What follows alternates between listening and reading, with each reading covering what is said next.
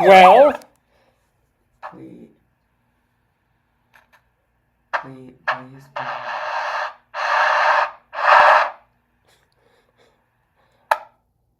what were you saying? Hold on. Ah!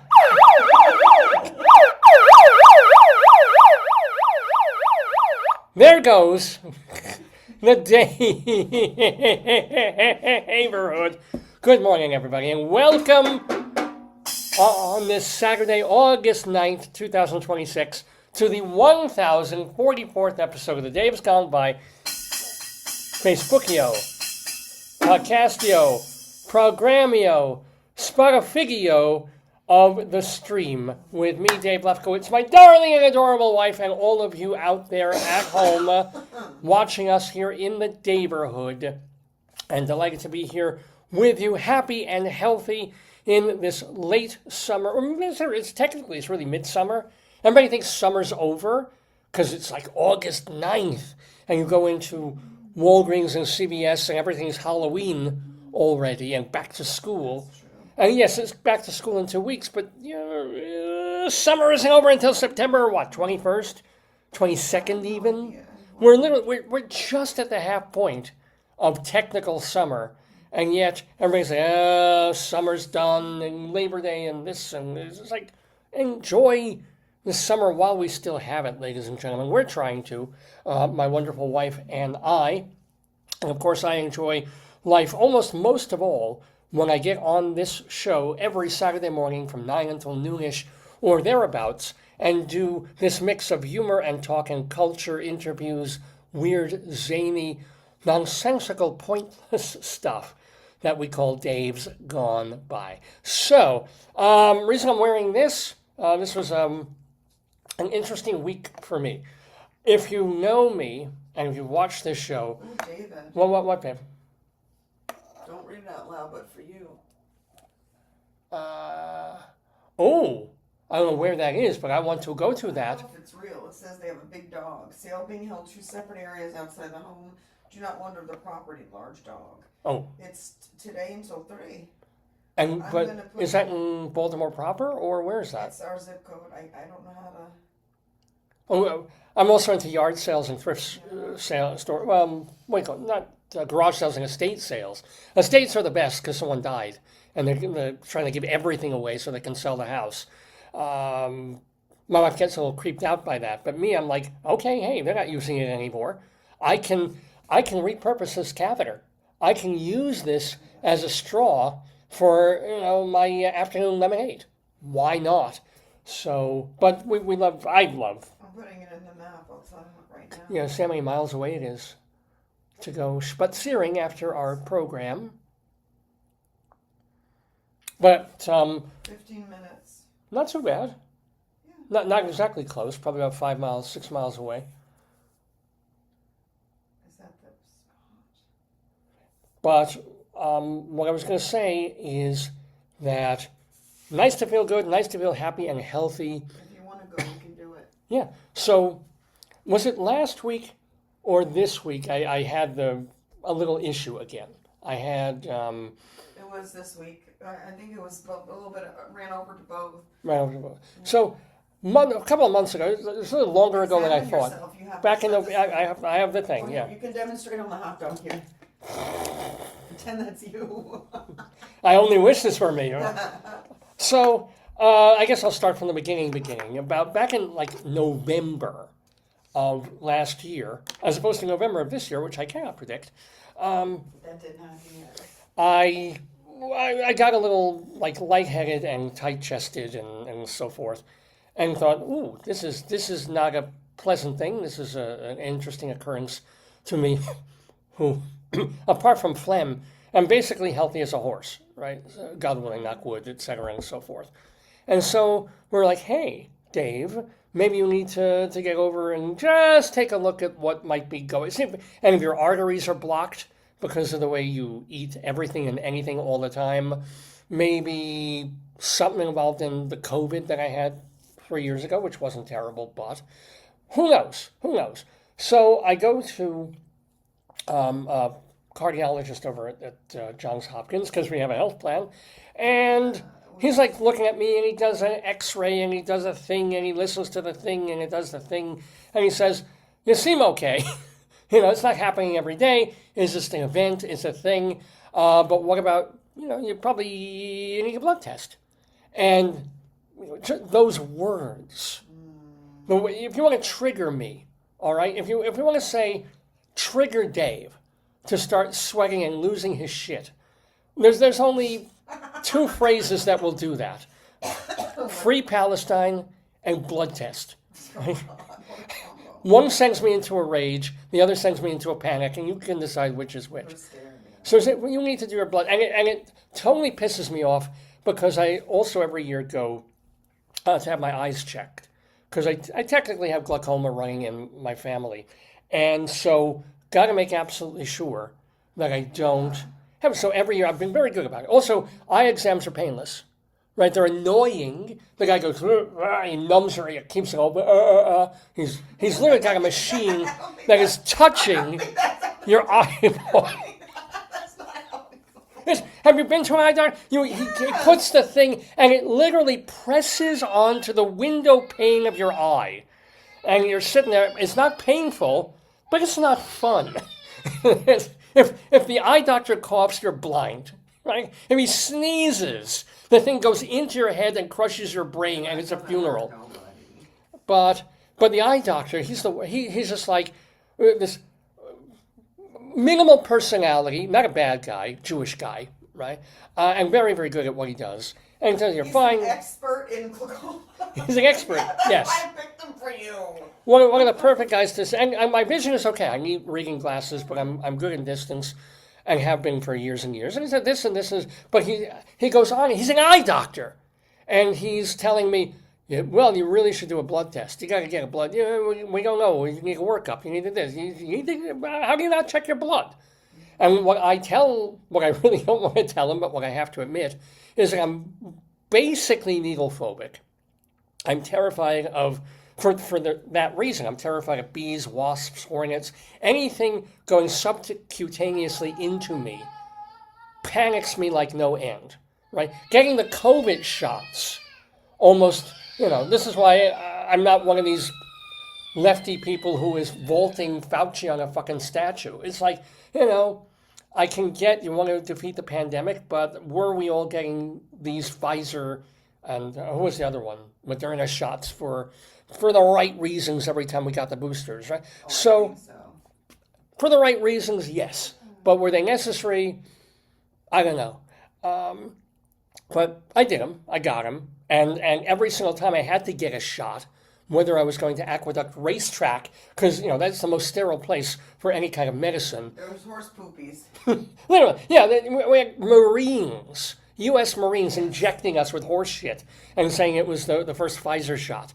And then two more boosters at like Walgreens. And each time I'm just sitting there, in the thing, boom, boom, boom, the alcohol, I'm sweating. I don't faint. Were you sweating yesterday? Well, fuck yeah. Oh. So Tell them what you sing. Oh, I'm always trying to. The most hysterical. I don't understand all the. I guess. Yeah. I guess because the words are about being well, you feel okay. Well, part of the words are being well. They're also about being a transvestite, which I'm always worried about singing. So, but I don't know how this happened, but years ago, anytime I had to take a shot for any reason, and basically COVID and the boosters, when the only reason was the last 10, 15 years, and I think also when I had root canal, and they had to put the IV thing into me and put me out, I did it. The first song that comes into my head to distract myself from from the reality of a needle going into my vein is singing or humming or la-la-laing, and it becomes Monty Python's The Lumberjack song. I don't know why. It's the weirdest thing. It's like, of all the songs you could sing. And sometimes I pre-plan it. Sometimes I think I'll sing this. I'll do this Beatles song. Did you want to try another one? I've thought about it, but there are a couple of things that keep me from doing that. I realize I want to go back to the same song. And you know the words, right? I know the words. Yeah. I know it very well. It's a simple song to sing. It's in my range, But also I figure if I pick another song and the experience goes badly, if the shot goes Oh, really you're hurts. superstitious? That's your superstition? Well, it's more like, it's not even a superstition thing. Is that why you didn't change your underwear for 3 weeks? One of the reasons.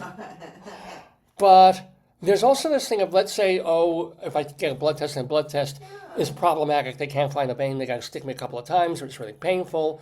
And now I sing this song, a Beatles song, a Stones song, a Bob Dylan song, whatever.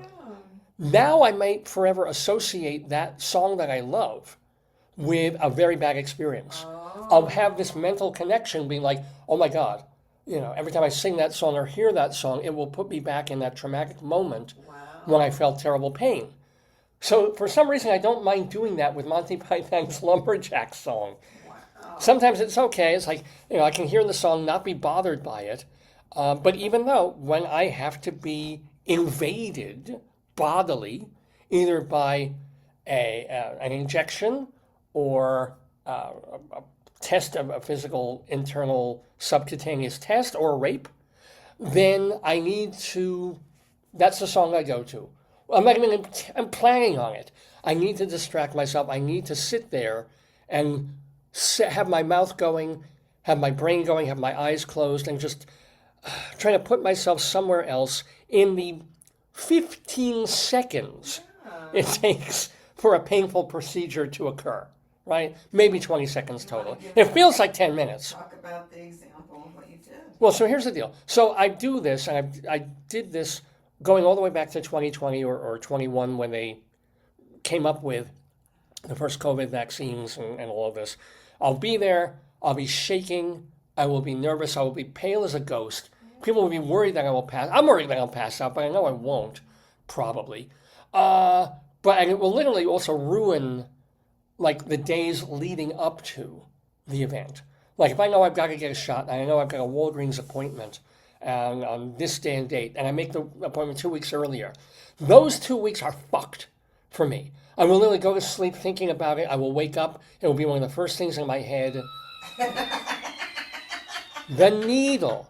This stupid little tiny thing going here or here or here will, and I know there are people out there, people who might watch this show who are diabetic, and like every day you have to take a thing and do your poop or do or getting injected. There are people who are on dialysis. There are people who are diabetic watching this program, and it's like, you're really a shot?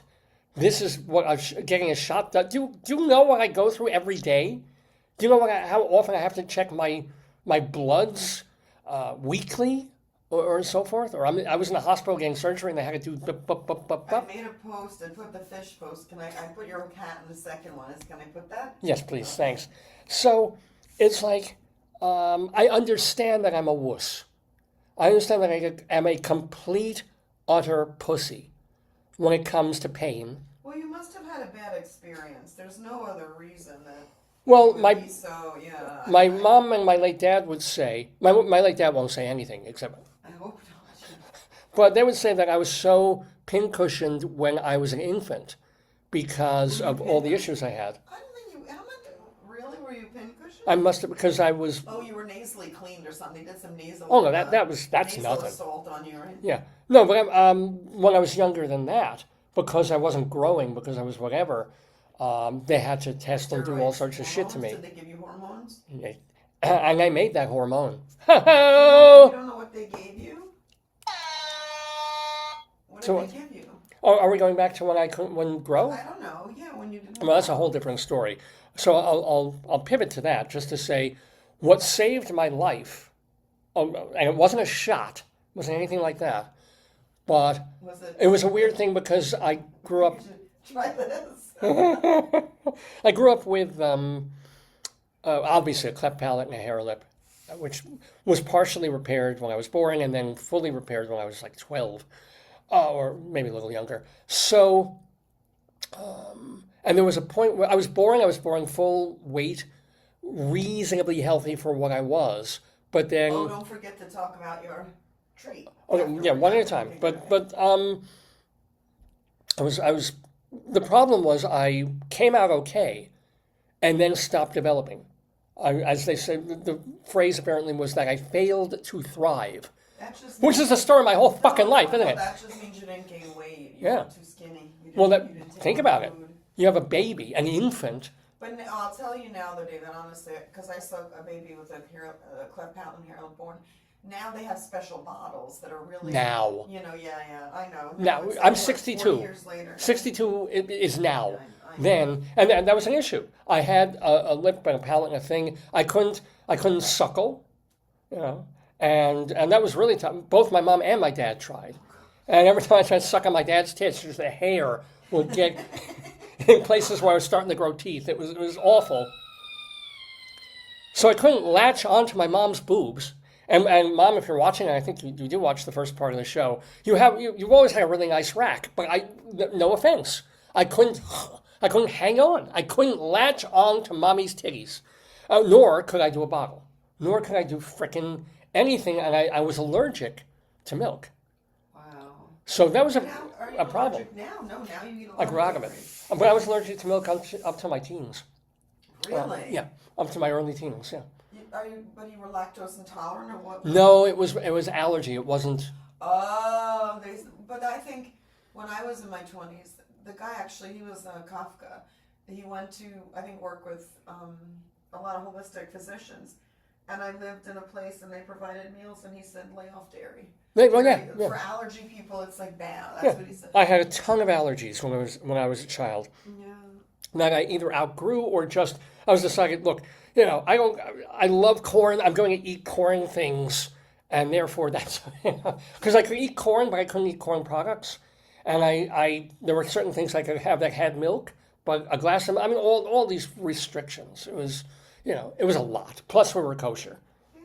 So if I sometimes bridle at the restrictions that you have to put on yourself because you're a vegetarian.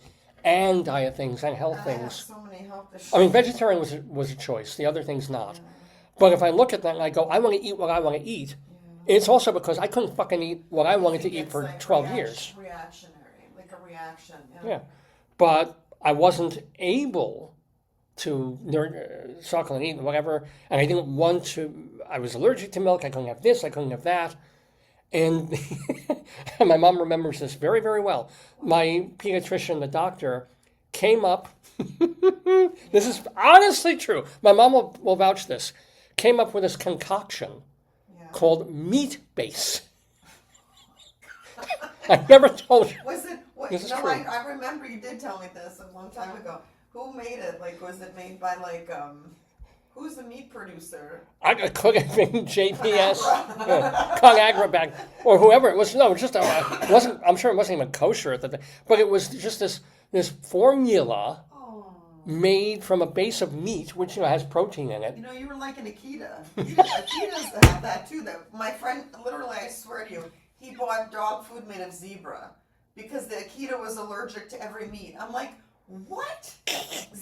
Really? But thank God, meat I wasn't allergic to. You're like an Akita. Meat I could do. Oh, good. So they made that, and Mom just would tell me it stank up the apartment. It was horrible, and I loved it. It must have, well, it's like when I used to boil chicken for the dogs. It has that smell. Yeah. Well, no, boiling chicken turns into chicken soup. It's a fantastic smell. Okay. But meat base apparently is like, if you take a sewer. Was it cooked, or was it? Yeah, like soup, like broth. Otherwise, it won't smell bad. You gotta cook it, and I don't even. I have to ask my mom what. But it saved my life because I wasn't allergic to it, and apparently I liked it, or I was starving, so I wasn't like anything at that point, and I started to grow, and everything except my dick, but pretty much I started. Oh look, we were just talking. Look at this. Yeah. Because I wonder if my failure to thrive, as it were, affected my height. I'm 5'2", 5'2.5", was maybe 5'3" at my tallest. Because your dad's tall, but your mom's not tall. True, yeah. One side of the family is pretty short, but I wonder, had I thrived, would I have made it to like 5'8"? Or I don't know. I don't know. Good question. You don't know. But at least I survived and But they do gain weight. They link shorter stature to nutritional stuff in children. They do. Mm. But some people are just small. Remember, Murray was small. Our dog. Yeah, Well, like yeah, they he was a say- twingie. And I remember the vet. I was like, "Is he full sized or miniature?" And the vet said neither. And I said, "What do you mean?" He said, "People are just different sizes. Like animals are different sizes too. Like Well, my blessing per se yeah." is that I've always been proportional. Wasn't helpful when I was dating girls and I wanted someone who was taller than me. What is it? But at least I don't look like a dwarf. I mean, my head, No, my you're torso, not, my legs. You're not a chondroplegic, or you have no. You're just. You're like.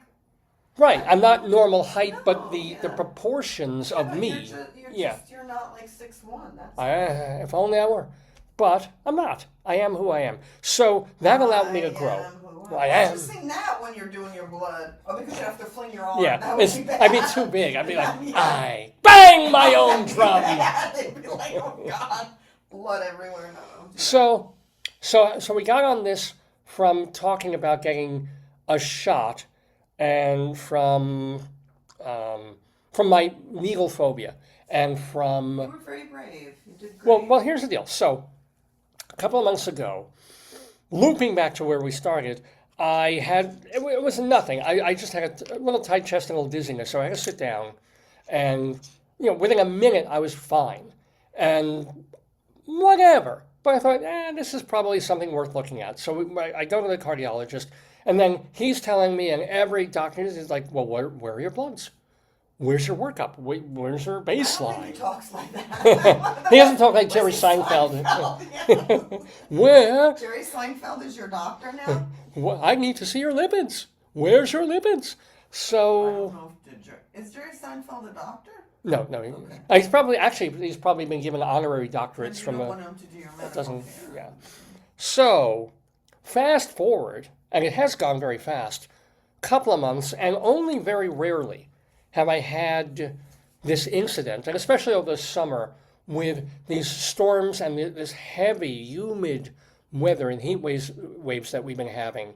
Every once in a while, it will be a thing where I'll be sedentary and get up and start doing something, and then my chest will tighten, and I'll kind of have to sort of stop what I'm doing so that I get not really dizzy, but a little lightheaded, and be like, whoa, what the hell? And I'll try and breathe deeply, and I can. So it's not a lung issue. It's like I can literally take air into my lungs and into my bellows, as acne people would say, but it doesn't slow my heart down. It's almost like I'm having a panic attack. So I'm thinking maybe, it's psychological. There's trauma in there. There's something I'm thinking about in my subconscious that I don't want to push to my consciousness. Including could be the several people I killed back in Nam. I don't know. I'm not sure, but it kind of happened again a few days ago, and unfortunately it happened in front of the missus. If it was just me, I kind of like, okay, it's just me. But she sees it, and then she gets worried. I'm not worried. I'm like, I'm like a pit bull. We gotta figure out what the heck's going on. So now she's saying, look, you're on the list to you.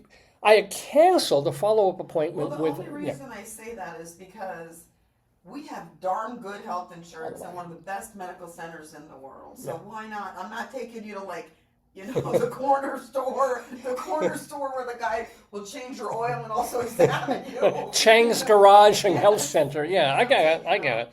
So, and she said, look, you had canceled your follow-up with the heart guy because you never did the blood test that he ordered. And you just canceled it because you were feeling fine. Now, please re-up that visit, see him again, even though he didn't find anything. And you also, I scheduled, and you know how doctors are now, 4 months ago, a visit with a GP. I don't even know who the fuck my GP, I haven't seen my GP. I know who he is. I've never met him. We had one. She was lovely, apparently. But remember, they wrote us and said due to unforeseen circumstances. They canceled on me. Yeah, I know, right? Yeah. So that's healthcare now. If you don't have an urgent thing, it's like, oh, let's check our schedule. Yeah, we'll see you in 2 seasons from now. And that's not even an exaggeration. You all know that. Yeah, but but I've got them on the schedule pretty close together. Because amazingly enough, weirdly enough, the heart guy had a friggin' opening within a week. Yeah, is good, yeah. I mean, I was not expecting that. Probably somebody else canceled, and so that opened up just as your cancellation opened it up for somebody else. You know? And my GP was coming up. And both of them, my wife and I knew, they're going to want a workup. They're going to want to see your stuff. Because there's no point, almost, in them seeing you beyond ordering an MRI or X-ray, whatever the hell, of not having this baseline blood of yours. So at this point, I'm like, rather than arguing or running away, I was literally packing a suitcase. I said, all right. You don't even know where the suitcases are. I'm like, all right, Pussy Dave will schedule a blood test. And this was early in the week, and for the whole rest of the week is ruined. Because all I can do is think about it. Every waking moment when I'm not working on something, I'm imagining the thing and the alcohol and the thing and the stick and the stab and the stick and the stab and the stick. I'm literally... Every human being on this planet probably can understand what a blood test is, and some people have them a lot, and some people, Right, but most people, you go into a room, like when we went yesterday, and there's like 6 people waiting for a blood test, and they're all like, I'm on my phone, like macho fucking guy, like all muscle, he's like, I don't see anyone doing that. Where was that person? I don't see anybody doing He's checking my butt today, yay! I don't see anybody doing it. I did not see any human being. There's one chick, obviously, cerebral palsy or whatever, she had in a wheelchair, and she was fine. It was a guy. No, there was this girl when we first came in. No, and there she was a like, guy in there. He goes all the time. I know him because he's there when I go. No, there was a girl in a chair also. Yes. That was a guy? Yes. Wow, there's more problems than I thought. You were like, I've never seen anyone shake like that. Like her or him or like me, you yeah. You were like losing your Yes, I was fucking terrified. So, and here's the deal. So I get up on Thursday. We're not going to a place where they're using a rusty needle in a back alley, right? I mean, sure. This is a legit place. Yeah. But the thing was, I get up on Thursday morning, and I don't have my morning coffee. I'm like, fuck, today I'm going to do it. Today, let me just get this done because it's in my head. It's driving me crazy. You fasted enough. That's why I didn't want you Well, no, I had fasted and I had water, but you were worried that day. Oh, you ate something unusual. I ate a gyro. I had a gyro for lunch, and I had which is very salty. something else for... we went out for bagels for breakfast. But you didn't eat your normal... So because I had bagel and what do you call it, BLT for breakfast, and a gyro for lunch, you thought, well, you're just going to be swimming in salt, and your numbers going to be off. When you go off of like your normal diet, you don't normally eat out twice in a day. That's true. So I feel like that I've learned the worst thing you can do is when you go for any health screening, if you come back from vacation, don't go. Right. Or if you're sick or you had some event, don't go because all your numbers are going to be messy. Right, so, abnormal. You're true. And then you'd have to go again, which I didn't want to go through. Oh, so hell no. Once it, So Thursday, I'm not looking, I'm all ready, but I'm like, let's fucking do this. And you're like, no, no. So on some level, Thursday was a reprieve. Warped 18. But then it was like I knew, well, if I put it off today, I have to go tomorrow because otherwise, if you can't cancel the doctor's appointment. But you could have gone Monday still. Yeah, but the problem is if I also chicken out on Monday, then I would have to pay for the doctor's appointment because you can't cancel within 48 hours. Because if you cancel in enough time, then they can offer it to someone else.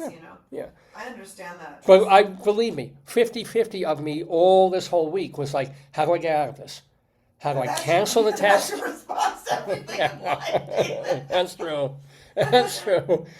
Hey, Dave, do you want to go with the THP bagels for lunch? I'm like, yeah, okay. Boom, boom, boom, boom, boom, back and forth, And my response to everything. Because you're passive aggressive. Yes, extremely. Yeah. So, but Friday I can't really get out of. And Friday, so again, I skipped my morning coffee and breakfast on Friday. And I'm just like, I'm going to do this. I have to. There's no. By the way, let me make this clear to you folks, just so you realize the extent of my phobia here. What? is that I have not had an actual legit blood test in decades. I should have opened with that. That should have been my lead. I have not had a blood test. Now, I have had root canal. I've had a hernia surgery back in about 30 years ago, right? And I've had the occasional, well, because of COVID, the shots. But other than that, nothing has invaded this beautiful dermis here at all, period. When I went for a hernia operation, all right, in my early 30s, and I was getting ready, and I was already nervous, surgery, terrified of having a hernia, a strangulated hernia, terrified of the needles and the anesthesia and everything else. They were like, well, we got to do blood. And I was going to pass out then. The problem was they didn't do any pre-screening because your doctor said, look, it's an emerging condition, let's just do it.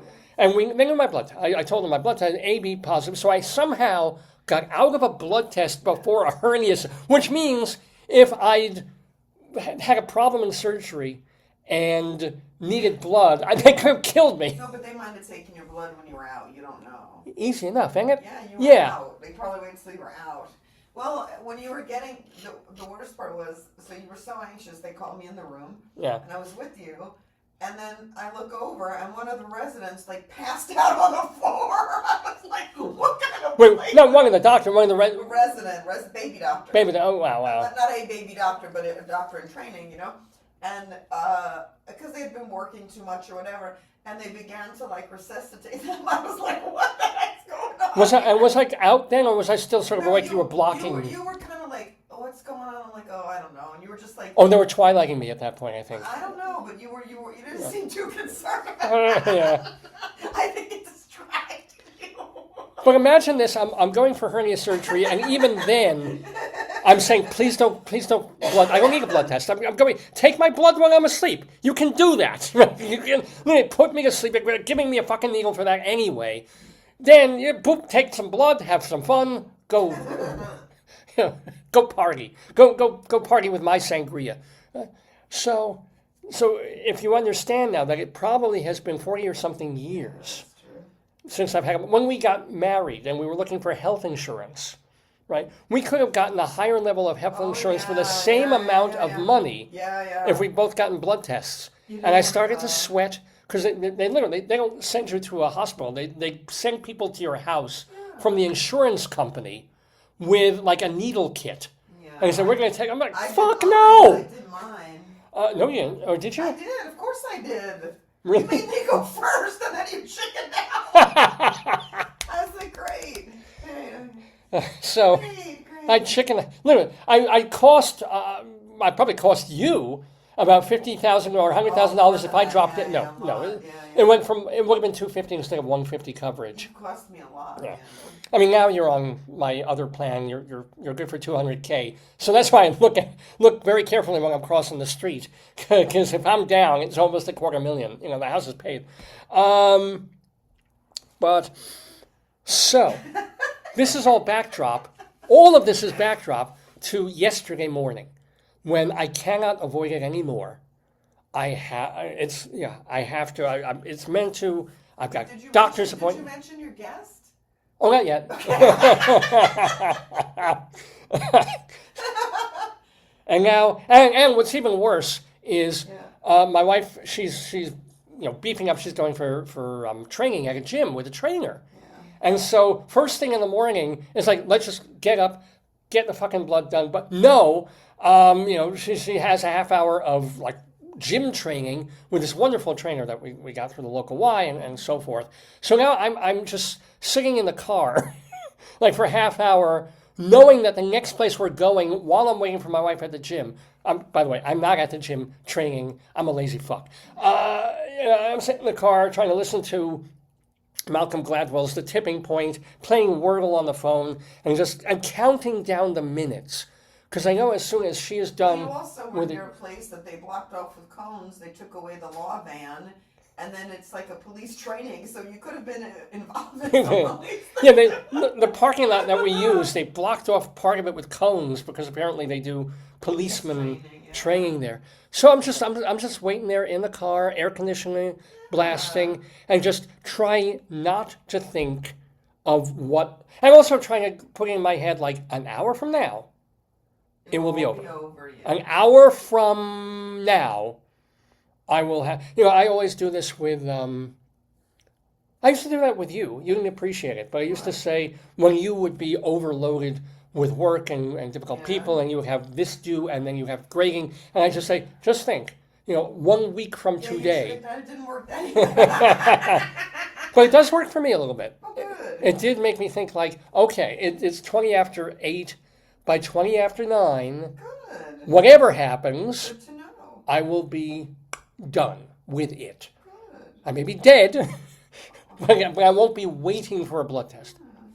And so you come back to the car, we drive there, we get in, and again, because the place opens at 8, but we didn't get there until about 9, there was already a bit of a crowd, but not huge. But now I've got to sit in the waiting room while all these other people are going in and out. But they and usually in have, and out. this time I only saw 2 blood draw people. Mm-hmm.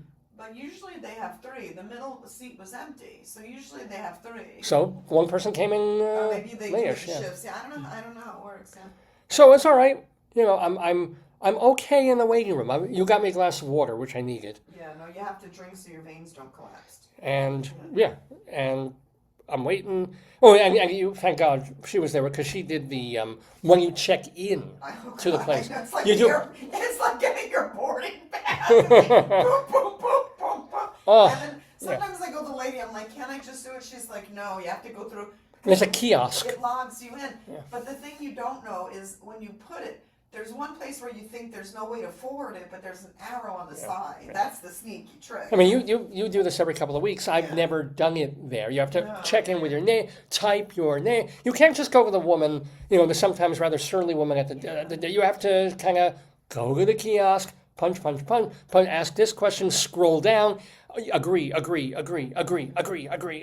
like the first time you go, apparently, you have to say, if we accidentally kill you, it's not our fault. Agreed, Well, no, signature. I think they ask you if you've been like sick in the past few days, if you've been because it affects your blood test. Oh, the questions I get. Yeah, I mean, and they have to say like, are you, because especially for us, like, whose insurance, like, they want to know something. Are you already dead? No. But there's some things that you'd rather put in a kiosk than tell a person, probably, too.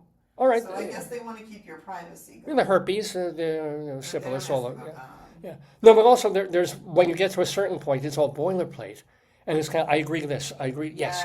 No, I never had that. You had it because it's the first time Right. you were there. Yeah. But after that, you won't have that. It'll be like So you 5 probably had it seconds. the first time, you don't remember it. Yeah. No, it's the first time. But she finally, it takes like 5 minutes to check in with a stupid kiosk That's thing. why I gave you water, because I knew you'd be anxious. And I'm just sitting there, and then they call my And I name. sat you in the back so you're away from all the hubbub. Yeah. Okay, call my, I get up out of my chair like a champion. I would say that. Brave I man. had to lift you up while your legs were wobbling. I open my knapsack and I remove, besides my wife, the other thing that gets me through, a brave potato from my knapsack, because I knew I could either concentrate on him or squeeze him within an inch of his life. You don't want to squeeze the person taking the blood. So you probably have a better memory of, I remember, but everything? of the process beyond this. So you sat down, and the woman, there are many blood drawers there, but this phlebotomist I particularly like, right? And so you sit down, you're in the end one, which is, I've never got that one, but that's my favorite one. When I sit in the middle one, I feel the most exposed because there's people on each side of you. Yeah. But you were in the end one, which is really nice. I've never been in that one. And then she's lovely. And then I just said, look, he's really, anxious and you need phobic. And she said, will he pass out? And I said, no, he'll be fine. And then she said, You shouldn't wonder I might pass gas, which I didn't. But then you were shaking. You were like, like that. And was I really going? yeah, you were doing that. And then she said, she got an ice pack and she put it there. That was a great idea. But she didn't open it. It was just in case. And then she looked at me and she said, does he need to, be flat, like lie down on the table, on the thing? I said, he's fine. And then you were afraid that the tourniquet was the needle. It was just the tourniquet. No, I know. No, I could tell the difference between a tourniquet. And then I was like, you know what? I said to her, and those ice packs, I usually step on them at home because you can't break them. Right. But this woman weighed like 98 pounds and she snapped that Well, ice pack. she also can't put a thing on the floor and put it on the But person's. so she broke the ice pack. I shook it and I was like, because I knew you said you were a little headachy. Once you put that on your head, it distracts you. Yeah. And then I was like, just keep your arms still. And I saw it was one tube. It was easy peasy. Boom, boom, bam, boom. She did it. And then you're like. Well, no, not quite. Boom, boom, bam, boom. She did it. Yes. No, it was the no. first try. It was the Yeah, first there was try. no. It was only one stick, thank God. But the one thing that drove me a little bit out of my mind was, and I'm not looking. I'm not looking at her. Oh, good. I'm looking at the potato. No, like, you squeezed the life out. I was like, you made vodka. my eyes were closed. I wasn't looking. I was like literally like this with the potato. Yes. My arm like this. And I was rubbing your back. Were you? Yes, I was rubbing your back and holding the ice pack on you. I don't remember that. You were a woman in labor. I was like, you're okay, you'll be fine. And it was There's something coming out of me, not a baby. No, not a baby, honey. Just a small amount. No, the only thing that really started to get my, is the delay thing. What? So because she thought I was so nervous because she was worried I would, She was the ice pack was fine, but she kept rubbing alcohol or thing on my arm. After she touched the something, but I think 3 or 4 times she kept my arm. I think it was to make sure she could find your vein. Maybe. I thought every single time I was like, all right, you've swabbed me down. Just put the needle in. Down. Yeah. No, I was like, I remember one time you said it's almost over. Yes. And I shouted at her. She hasn't started yet. She literally hasn't put the needle in yet. But she had the needle so close she was almost but I could see what you couldn't see. Yeah, well, no, but I knew when the needle came in. I felt it. Yeah. It wasn't horrible. It wasn't fun. But it's obviously, there's no question, at least in this particular case, that the worry and the assumption of what the pain will be compared to the actual level of pain is like, like paper cut is here, blood test is like here, right? I mean, look, and I hate paper cuts, but you don't anticipate getting one. The problem with a blood test is you know what's happening. It's to find out, for your health, to make sure you're okay. Right. Of course, I mean, of course. We have a friend who's really has some major stuffies, and she gets it almost every week. A lot. Probably more than once a day, or not once a day, but she goes at least once a week, right? If not more. Yeah. Plus, she may be receiving certain so it's a lot intravenously and whatever. It's a lot. Yeah. So I'm not minimizing her or making my situation. I'm just saying, as a fucking neurotic Jew, I have phobia. I think many people have that. I think it's a common fear because if it's not a common fear, they would be like, oh, I've never had this before. You asked her, you said, am I the worst? And she said, no, not by far. I said to you, you have to try harder. Because I was not a great patient. Obviously, I'm not a great patient. So I'm sitting there, I'm squeezing the life out of this potato. You were still, which was good, yeah. Well, I tried. Well, I think my foot was going up and down, but I was trying to keep this. But try not to move this while she's doing what she's fucking doing, and at the same time singing, "I'm a lumberjack and I'm okay," and I felt. It's not like I felt obviously ashamed, but I felt bad. Because there's this other guy across the room, he's getting blood drawn. Like there's this light-skinned black guy, and he's just like there, and I know he just wants to get his blood taken. No, but what I think is you probably, in some ways, it's distracting for him.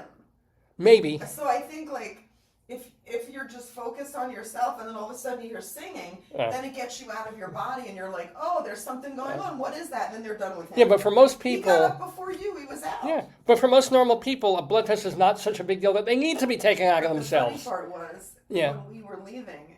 Yeah. I didn't know that there's a restroom you go in when you have to do like urine testing. Oh, sure. And when we left, the door automatically opened to the bathroom. And I don't know if somebody had to go for a urine test. Oh. No one was in there. It's a one-up, but it just opened. And I've been there many a day. It never opened. The door opened for the restroom. Oh. I was like, Ooh. What is that? They probably say, Dave, if you need to throw up. Yeah. So the whole Once I sat in the chair, I think the whole process from her swabbing and the tourniquet, whatever, took 2 minutes. That felt like Stan 10 loves years. you. He's on his way to shul, but he loves you, Stan. Oh, thank you, Stan. Thank you. I love you too, man. So this is the and I asked her as we're leaving the cute Asian phlebotomist. I asked her how long do I leave the thing? I said, oh, this is like 15 minutes. No, but I would tell this to anybody. When they put that tape on you, it is hard to get off, and it just is bad for you, like your skin. Yeah. Unless you're really getting a lot of blood drawn, they need to do it. You can ask them for a Band-Aid, and they will just put a Band-Aid instead of putting. Yeah. And I don't know if it's because there's something in the Band-Aid that they use that tape, maybe it's not allergenic.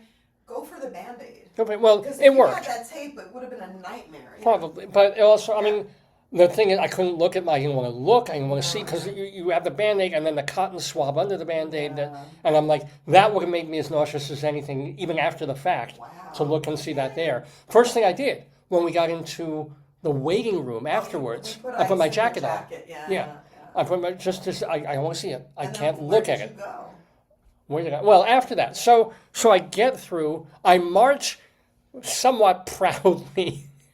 And figuring that everybody in the waiting room has heard me. What? Water and tea. Yeah. Well, figuring that everybody in the waiting room has heard me, like singing and panicking in the room. Plus, I walk out of the holding a potato like this.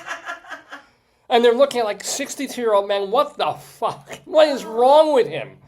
But David, I marched proudly out. We all have our demons, everyone has their demons. And the only proud thing is I didn't conquer my demon. It's still my demon on my shoulder, but I did it. You survived it. Yeah. For something that was very scary for you, and that's it good. And then my reward was we went for pancakes. You saw your little amphibian friends, right?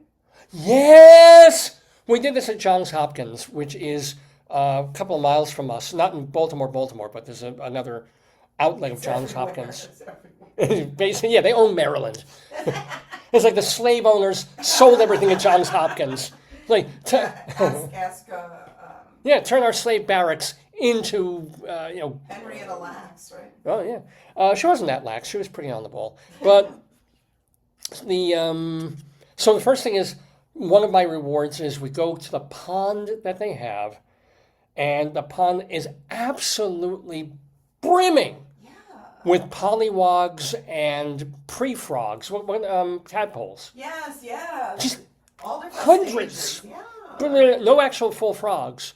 We rarely see frogs there, but we see a zillion tadpoles, which we didn't a few days earlier when you went there for stuff. Completely empty, yeah. Yeah. So I'm looking. I'm like, look, and they're scooting along of all different sizes. I love it. Love it. It also takes my mind off, So I'm like, yes. So, was my frog there?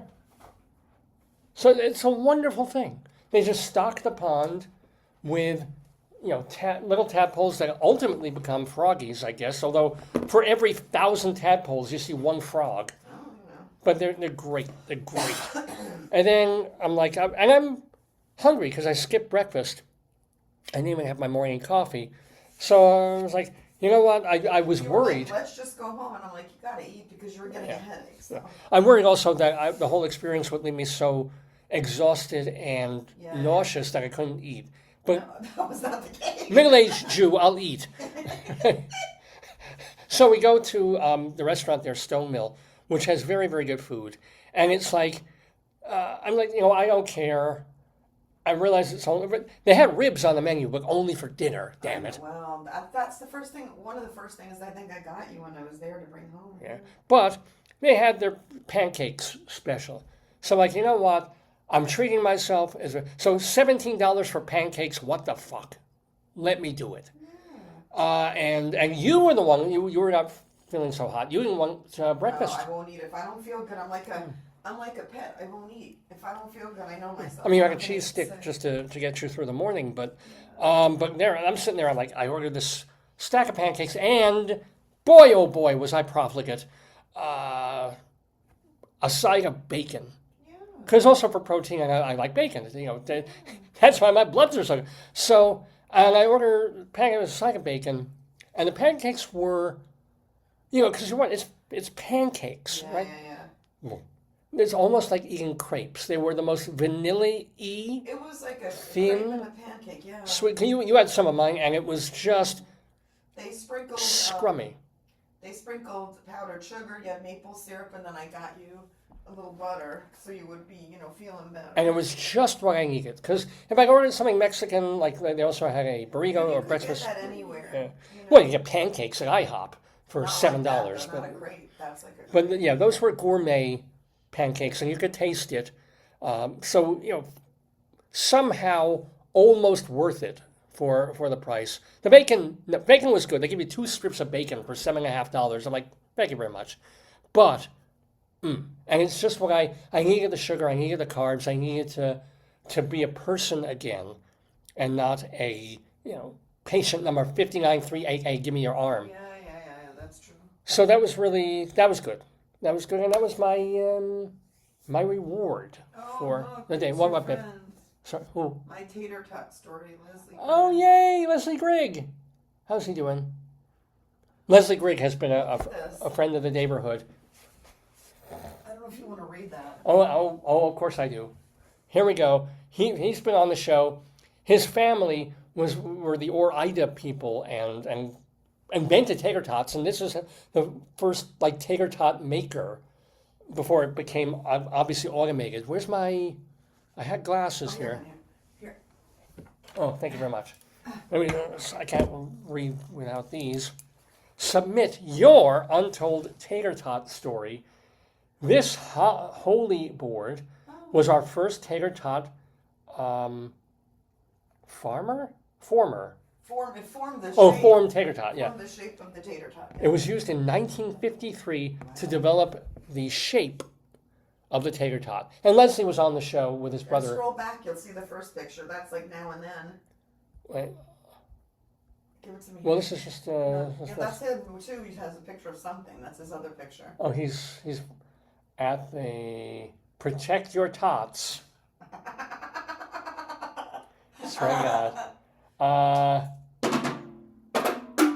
F. Neff and Golden Grigg Legacy Foundation. Yeah. Yeah, that's good. So, yeah. But anywho, so that's my story. And then one of the nice things about the place where we do this, Johns Hopkins, is within half a day, my results were back, and I can go back. I can go to the heart guy and say, okay, you wanted me to get a blood test? Here, I can go to the eye doctor and go, you spent half our session bitching that I don't have a blood test? Here, asshole! Read them and weep. You wanted to see my bloods? I got bloods, right? I'm going to go see my GP. And the GP said, well, I go, here, they ran the makeup. There were the 3 things they did. They did the basic panel, the lipids, and the other heart fucking thing, whatever it is. I did. Here you go. And now figure out what the hell, what it is that's bugging me and so forth, or why I get this chest tightness. And there's one of 2 things that will happen. Any of them, well, not the eye doctor, but any of the other 2 will say, okay, could be long COVID, or some people it could be the weather. Some people just get this tightness and this, lightheadedness. So when it comes on you, sit down and have a nice beverage and go on with your life. Or the converse, or the worst thing, is that, well, your bloods look really good. So maybe we need to do 3 different panels to see what is wrong. And at that moment, old Dave will say, go fuck yourself. Right? Yeah, but you've been through it. You should be like, you go in there like that guy, be a champion. Be like, come on, ladies, do it, No. If I have a leg amputated, and I don't want to go back and go like, I'll do the other one. No, but it's not, Yeah, it's not the same. But it's sort of like that. That's one thing seriously that I spoke about with my wife, despite all the joking, is like I don't want to be biomedicalized.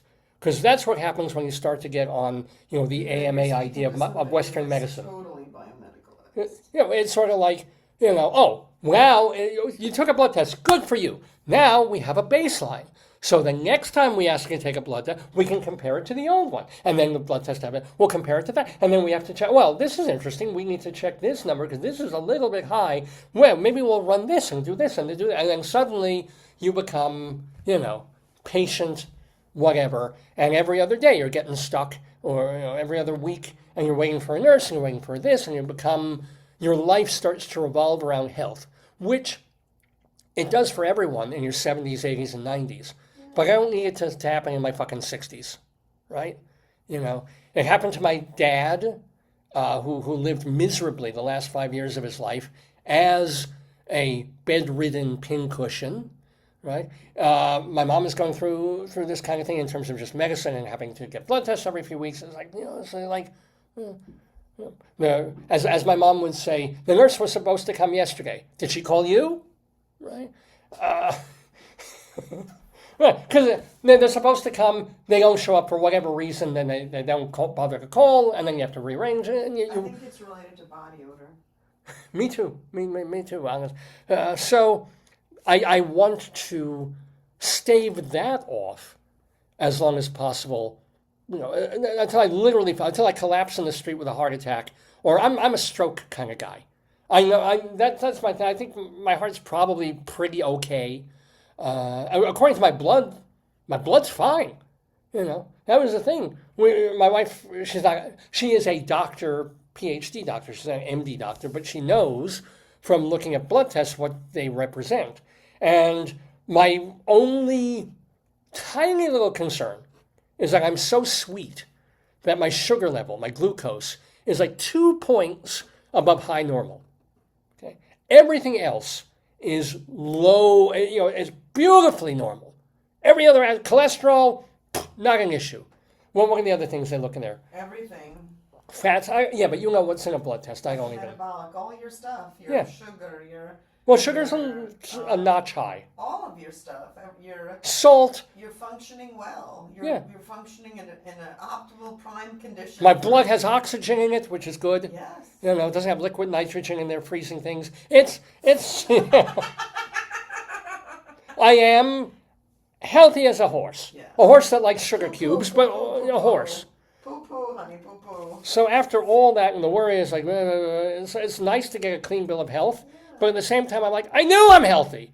I just have this thing, and it's not going to be blood related because my blood is fine, The blood will dictate the body. Yeah. Well, and I still don't understand, and I've been saying this since I was a child. Look, I can pick my nose until it bleeds. Why can't I just pick my nose, and then take, have fun, take my nose blood. Maybe we'll get to that stage. It's coming out anyway. I can brush my teeth really, really hard, and you can get some gum blood. It's the same blood. It's coming from my mouth instead of my arm. Okay, you can do that. Why not? Take nose blood and gum blood, and boom, we're done. We're done. Anyway, we are far from done with this episode of the Dave's Gone By Facebookio Podcastio Programmio of the Stream. It is our 1044th episode of the program that we are calling Show Me a Rose, because our guest in the Daverhood is a very cool guy named Charles Rosenay! Exclamation point, exclamation point, exclamation point. And I say that because that is literally how he spells his name. Because he paints and he signs his name with exclamation points after. Is that legal? It isn't on his birth certificate because it's something he chose to do. Oh. But this is his identifier. If Prince can have that curlicue thing as his name, right? Cher can be Cher or whatever. Why can't Charles Rosenay be Charles Rosenay! Exclamation point, exclamation point. So his main thing, he's a writer, and he compiles books of lists of really cool things, like top 10 Beatles songs, top 10 songs by the Monkees, and he will get some celebrities and well-known people to compile their list and write a little something about it. And he's put these books out. He also has books about horror movies, top 10 horror things that he's done, because he's also into like ghost stories and the paranormal and alien things and all of that. So all of that is going on. And his other main raison d'etre is he runs fan groups and conventions. So if you're, let me make sure that I have the info on this, because I think I actually do. For what? Happening in September, from September 4th through the 6th, it is the M60 convention for Monkees fans. M60, Monkey 60. It will have been 60 years since the Monkees went on the air with their iconic TV show. I know, I'm 62, it's mind-boggling. But yeah, when the Monkees first went on TV. Wow. So to celebrate that, they have Monkees fans who come and share and talk about the crushes they had. There are going to be bands who will play Monkees or monkey-type music towards the evening. There's also going to be swag and people Will they show films? selling and trading. So I'll bet they will. I'll bet they'll show episodes and clips of episodes. Back in the days when he was run, because he's run this for a few years, sometimes one of the Monkees would show up. Peter Tork would come by. Davy Jones came once or twice. And Mickey might come this time. No guarantee. They're hoping he will. But it's a convention. It's a love fest for fans of the Monkees, right? And he's running it. He puts it together. He founds it. He's done this for the Beatles for many years. He also takes people on Beatle tours of Liverpool, which I think is a really, really cool thing. So yeah, and among all this, he's got a new piece coming out called the Monkees Comic Book Reference Book and Price Guide from being published by Genius Books. It just came out.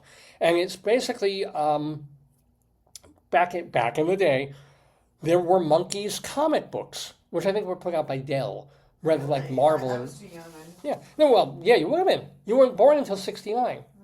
And I know how we enjoy 69, but the Monkees had, a few issues of this comic book, Hold on.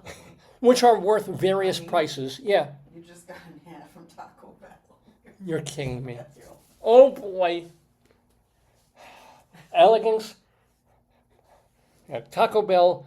And they're putting lettuce on it. Yes. You figure the last thing they want to do is put lettuce right now on Taco Bell. But there they go. Yes. Thank you for that. You got that in there. I don't know what it says. So, so this Monkees book, it reprints in glorious, color. Oh, someone would hold the lettuce. in glorious color. The comic books are there also what they're worth if you happen to have some of these Monkees comic books. Oh, So, really? yeah, and the story of them and all of that, it's the Monkees Comic Book Reference Book and Price Guide that was co-written by Charles Rosenay. Also, he's got the Monkees Convention coming up. He's written books about the Turtles, the Beatles. Okay, I've given you enough of a preamble.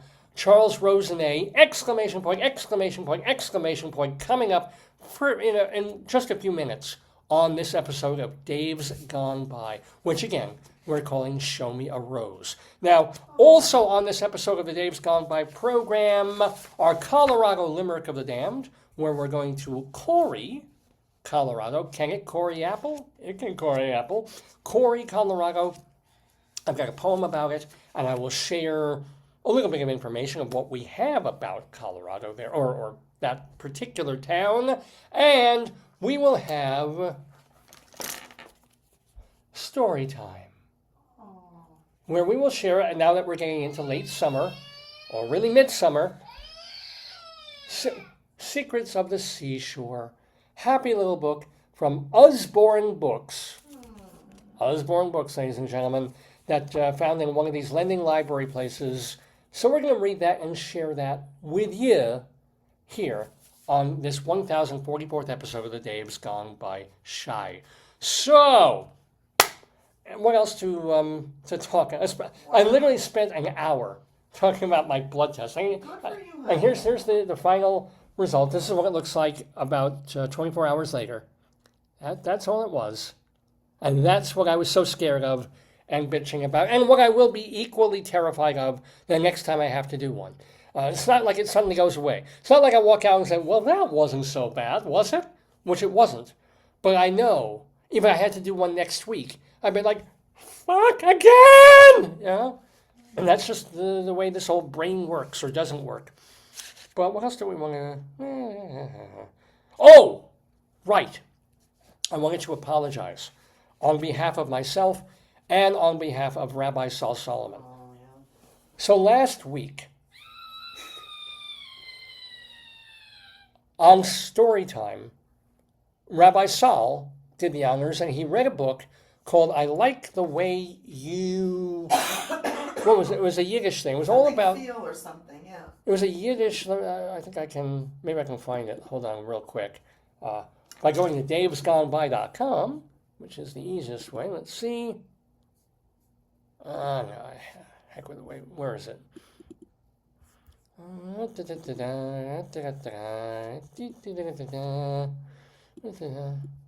Love how everything takes a million years when it's really only taking seconds, but it feels like it. Here we go. The book of the day was I Like the Way You Chutzpah, right? Was that the... I thought it was like you have chutzpah. I don't know what it was. Yeah. Or I Like Your... It was... let me find the actual thing. That'll be better.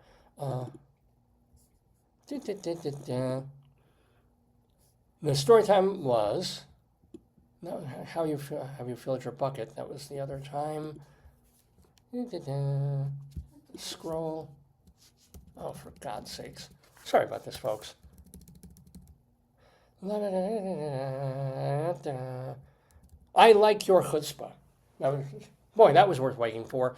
So it's a children's book designed to teach kids a Yiddish word or two or 12. And it's like, I like your chutzpah. I like your mishpacha. I like your family. I like your this, and very nice, very cute pictures. And if you want to watch the segments, go to davesgoneby.com and just look for it. It's Rabbi Sol reading the book, or just watch the entire episode of last week, which you can find at davesgoneby.com, archive.org, Spotify, our section there, or if you just want the audio, you can hear our show at castbox.fm, which is for podcasting. But he read I Like Your Chutzpah. And then one thing pissed Rabbi Sol, everything pisses Rabbi Sol off, but one thing caught him. And it's like, I like your mishigas. That was one of the, because each page of its 12-page book was like, I like your this, I like your that, all Yiddish terms. One of which was, I like your mishigas, which is a cute word meaning your nuttiness, your craziness, your zaniness, all the zany things that make you you. I like your mishigas, right? Like you like, you like most of my mishigas. Not when I'm going crazy in a doctor's office, but you like a lot of my mishigas. I don't mind any of it. I accept it all. You accept my, that should be the book. I tolerate your mishigas. Any of it, yeah. But it's a package deal. But when Rabbi Sol was reading this, it was spelled meshugas, which is a whole different thing. A meshuga is a crazy person, or being crazy as an adjective. So he was like, wait, I like your meshugas? And he went off, he's like, they go through the trouble of making this Yiddish book, teaching Yiddish terms to children, and they get the wrong word. Yeah. They're looking for mishigas, and instead they have meshugas. But you said they had an editor. It wasn't like it was a self. Yeah, I was like, how do you make that boo-boo? Right? I know, right? Now understand, of course, all of this is transliteration. It's Yiddish words that they're putting into English. Like Hanukkah is Chanuka, accepted as such, because it's not an English word. But you'll also see Hanukkah, Hanukka without the other H. There's no correct spelling, but if you spell it HIPKQW, you're pushing the envelope. So it ticked me off, and it ticked Rabbi Sol off of spelling, of wanting the word mishigas. I'm going to turn the computer around and show them. My wife is making some visual commentary. Mishigas, the way meshugas is spelled. And then after the show, because the show's live, of course, I look up and say, how did they do this? I wanted to make sure before I wrote a letter to the book editor to say. You got to make sure you got your facts straight. And then I go and I look on Webster's and I look on dictionary things, and what do you know? Meshujah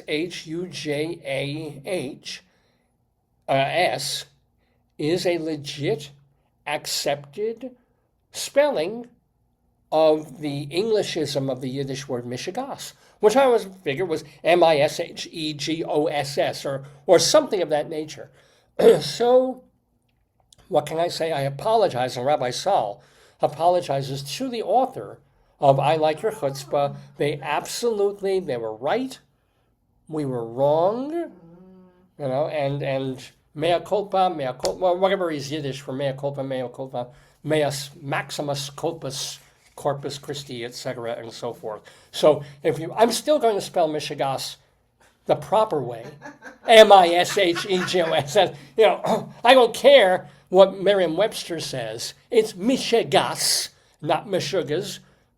But you have your way, I go mine. We're just one too many mornings and 1,000 miles behind. But anyway, okay, so there's my apology for the week.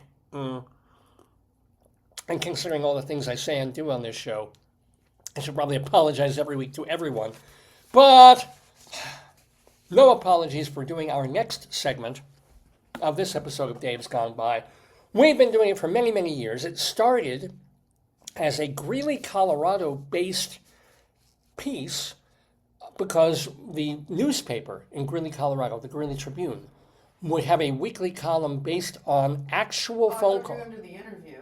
Oh, yeah, no. Do you want me to do the interview first? We'll do the Greeley one, but I need to hear something. Oh, please do. Please. Tea. Oh, tea. No, I always bring a bucket just in case either of us has to. I want to throw something at you. Throw the pig. Oh, here's the piggy. Here's the special piggy. Oh! Shit. But yeah, so that'll be the bell for Greeley Times, which is, we had called it Greeley Times, but then the newspaper a couple of months ago stopped running their weekly column because the police was understaffed, or so they said, and too lazy to put together the funniest phone calls that came into the police department. So we stopped doing that, but instead we share with you really, really funny, ridiculous, crazy stories, true stories. No AI bullshit here. Actual ridiculous stories from around the country and around the world that happened over the past couple of weeks. We call it now Non-Greeley Times. Let me get my glasses on. Oh, we have our first message. And this is close to us, sort of, relatively. Odenton, Maryland. Woo! I haven't heard of it. Odenton, Maryland. This was reported by Shepherd Express, who collates a bunch of these things. Jalen Goddard of Odenton, Maryland, robbed a Verizon store and then promptly called police to report his vehicle was stolen. The two robberies were called in separately, but within minutes of each other, when officers arrived, they observed there was blood on Goddard's glasses, hands, and shirt, and blood on the store window. Uh-oh. One officer told Goddard, that's some karma right there, dude. Wow. Goddard denied being at the store, but the store's cameras showed him robbing it. Oh, no. And no word on who stole his car. Wouldn't it be fantastic if the getaway guy or the getaway person was like, I'm out. No, even better. If it was the Verizon employees were stealing his car while he was doing a smash and grab in Verizon. That would be beautiful. That would be karma It could have been. of the greatest possible variety. All right. Okay. Yeah, we're off to a good start with Non-Greeley Times. Oh, let me get it. Yeah, hello. Wait. Yeah, hello. This is, all the way from Anchorage, Alaska. Ooh. Customers and shoppers at a mall in Anchorage. This one. Oh, really? Okay. Let's see. I'll use him when I need him. They were surprised when a black bear triggered. Stop. Just stop. Thank you. The bear triggered the automatic doors and wandered in. Oh no. Stole a peach. He's a healthy bear. He's a healthy bear. I wonder if he poked her. It's like, no, this has a Did he weigh defect. it and put it on a little scale? This is a little squashy. Oh, this one's good. And do on the scale like do. And then after stealing a peach, defecated on the floor. I was telling somebody their colleague, their wife was in Orlando, and I said the last time we were there, we watched that Medieval Times, and the horse did poo-poo on the tablecloth when they were eating the fake picnic. It was like a red and white checkered tablecloth, and the horse did do. And the audience loved it. I know they did, but it was horrific. No, a horse takes a shit. It will do that. It's a horse. Not during this, right on the tablecloth. Oh, tell the stories, or I don't think I was ever there when it happened, but Annie, the original musical Annie on Broadway, ran years. Yeah. And they had a dog on stage. Oh, no. And every once in a while... Or what if they did you at the vet? You got to tell the story. Demonstrate it with the poop. Yes. So we had a dog. We had a wire-haired dachshund. I have him. He's here. Pooey. I have Pooey. Okay. We had a wonderful, lovable wire-haired dachshund named Ufty Guft a few years back. And Ufty, he was actually a very healthy dog until his last couple of years. And then we would take him in for whatever. And, for an exam. So I'm holding him. I'm holding him up while they're looking at him. They look at his teeth, whatever the hell they're doing. And then... No, it was in the waiting room. We didn't go in yet. You were holding him to take him in. They called us. Yeah. So I'm standing there and waiting to go into the waiting room. And you have to understand, he's a tween dachshund, so he weighs about 10 pounds. So it's not a big deal. I'm holding him, and he's very warm, and he's kind of, and he's Ufty. He's like... And then I'm talking to the people there, and I look down, and I'm like, why is there shit on my arm? Why is there shit on my... And I was like, why is there shit on the floor? And because I'm a lateral thinker... You were baffled. You had no idea. Yeah, I'm like, it literally took moments for me to connect the dots, the linear dots of like, if you're holding a dog and there's shit on your arm, it didn't drop from an airplane. It didn't come down from the ceiling fan. Like, the dog, at some point, when I wasn't paying attention, shit down my sleeve. Oh, fun times. How did we get on that?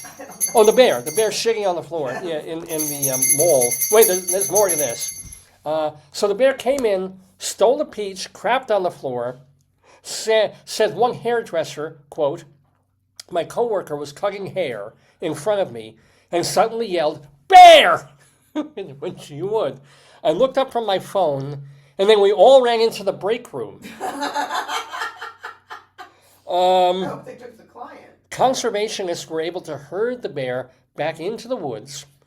Meanwhile, another story, and this is all the way, that was in Anchorage, Alaska. This is a completely different time zone, as far away as you can get. Tibet. Oh, wait, is it? Well, it's related, kind of. Okay, sorry. Within the same week. The same bear? A brown bear, I imagine, Anchorage would have brown bears, broke into a locked hotel room with 2 guests inside. Oh, God, that's my fear. Because you know why they think the minibar? They think it's they must have food. Oh my God! When the bear, the room was locked. It doesn't matter. It's like your house is like a refrigerator to a bear. Yeah, I get it. Your car can be open like a can of tuna. It's a refrigerator to a bear. But where does a bear get that swipey passkey thing? They just go boom. Yeah. So they said the bear engaged in a staring contest. Oh, you don't stare at a bear. If it's a black bear, I think or brown bear. Make the decision. No, Which bear? Why don't they just Which bear? go in the bathroom? And well, you come in there too. Well, they probably didn't realize that the bear would break through Why did they run out if you open the door? Well, the fear is if you run from one kind of bear, it's bad. If you stare at another kind of bear, it's okay. Oh, I hope they were okay. That's horrible. What a horrible... I hope it wasn't their honeymoon. Well, he was going bareback. Oh! Thank you very much. The owner, by the way, of the hotel was able to chase the animal out of the building using a flashlight and other tools. They just don't pay enough at this Motel 6 for the workers there. Good Lord. But a flashlight, that's good. You're like, well, here. Oh my God, okay. Now, even though this is no longer, I'll use my frog phone. Yeah. Even though this is no longer Greeley Times, this is near Greeley. Where is it? This is near Greeley, Colorado, Denver Post. And I do want to thank, sorry? Denver. From the Denver, Colorado. Yeah. And we want to thank our great friends Fred and Wendy, who've been on this program many times.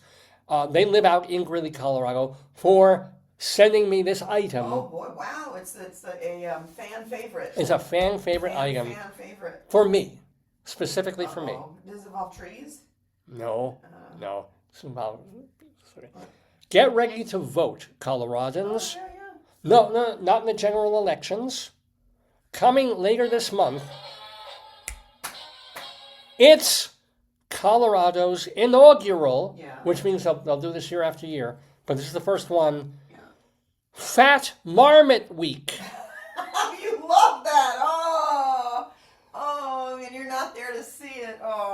Fat Marmot Week. Because when we lived in Colorado, one of the things I absolutely loved, they weren't technically marmots, they were actually prairie dogs, but I called them marmots, and you would see them destroying dirt, grass, fields everywhere. There were 2 places we used to go, one for shopping, one for work, Yeah, and literally, if there was a field that wasn't grassy, it would just be earth, you would see holes everywhere. Yeah. And then the little prairie dogs would poke their heads up or stand right by the holes going, peep, peep, peep, the most cute things you ever saw. And sometimes there'd be like a dozen of them standing up and doing this while there were probably hundreds more underneath. And I know they're a terrible thing. Farmers and ranchers never want to see them because horses break their legs falling into these holes that they can't see. They are truly a pest and a nuisance. But for me, they're just like, oh my God, they're so cute. So I loved prairie dogs and marmots. So Friendy is sending me this story about Fat Marmot Week, hosted by the Rocky Mountain Biological Laboratory. It's an event that will raise awareness about yellow-bellied marmots, which is basically me going for a blood test. Oh, wow, yeah. What they do is they put on pounds when they graze in the alpine meadows over the summer. Marmots, which are really Colorado ground squirrels, are kind of like bears. They hibernate during winter, and they eat grass and wildflowers all summer for insulation. It's kind of like our groundhog, who lives under the shed, that we've seen this week. Inspired by Alaska's Fat Bear Week, the Rocky Mountain Lab is asking locals to vote starting August 24th on their favorite Rubenesque rodents. And I'm not kidding you, to add a little extra spice, they've started a page on the OnlyFans website called Only Marms, where fans can subscribe and watch live camera footage of marmot dens.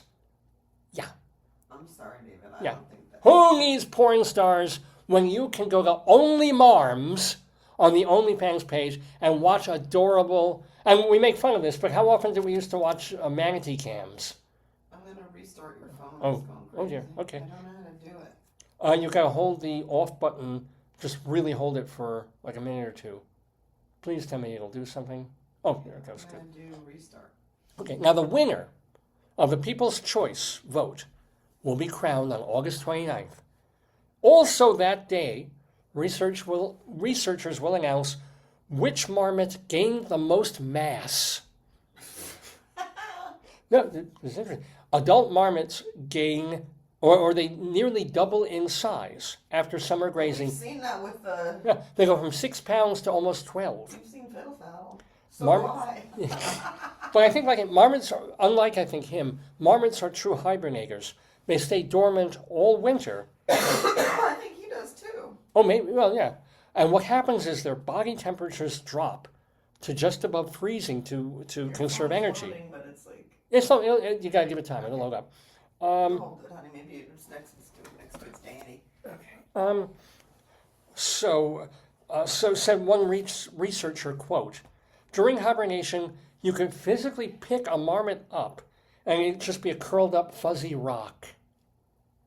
Because the temperature on the thing would be like 40 degrees. It would just be like no movement, no energy. Wait. There's more. The animals featured during Fat Marmot Week come from a colony near the Rocky Mountain Lab in Gothic, Colorado. Haven't done a poem about that yet.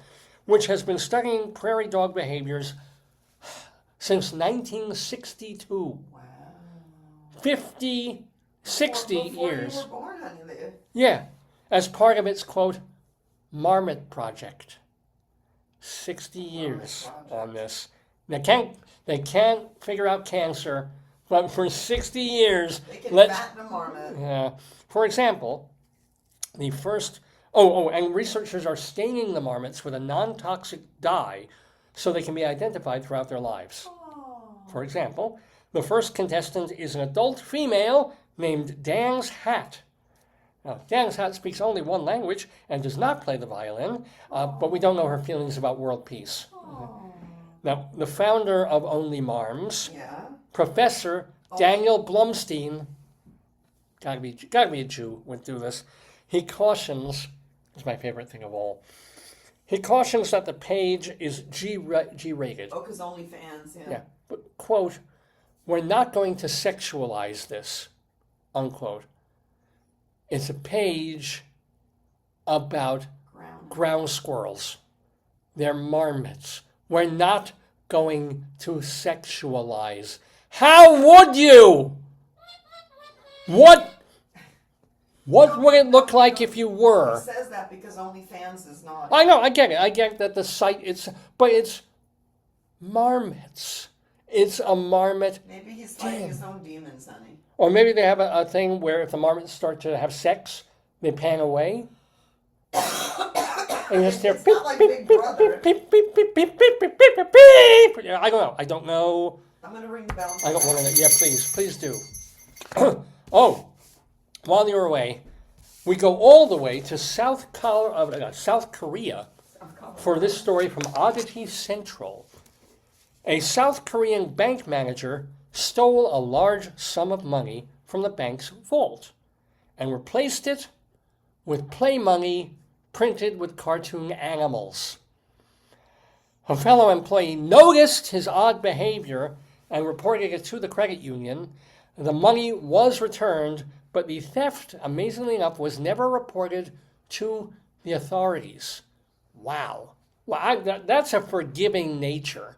Yeah, guys, I mean, the Koreans, I guess, by now have forgiven America for that war and stuff. There's a guy who literally steals money out of the bank vault, replaces it with not even Monopoly money, but something out of a children's board game, and then it's like, we're going to handle this internally. I want a job in Korea. Not North Korea, but that's where I want to work.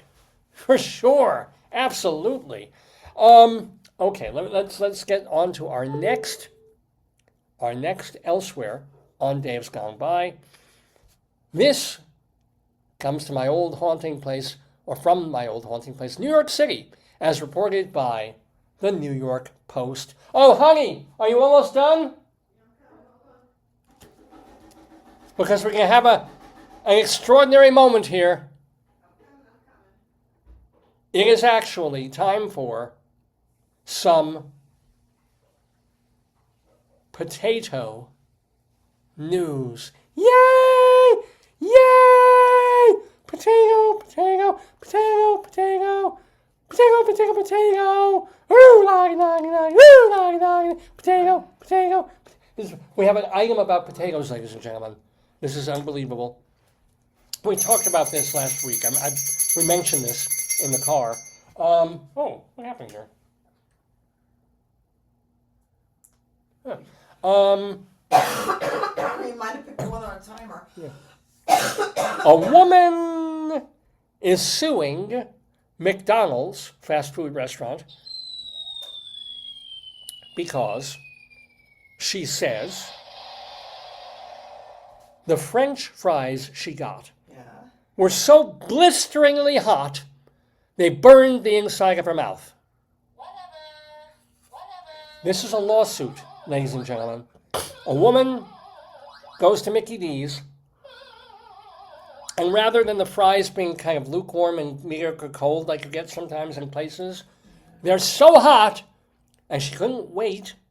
Well, She burns her mouth. Sometimes you're hungry. Let me see if your phone booted up.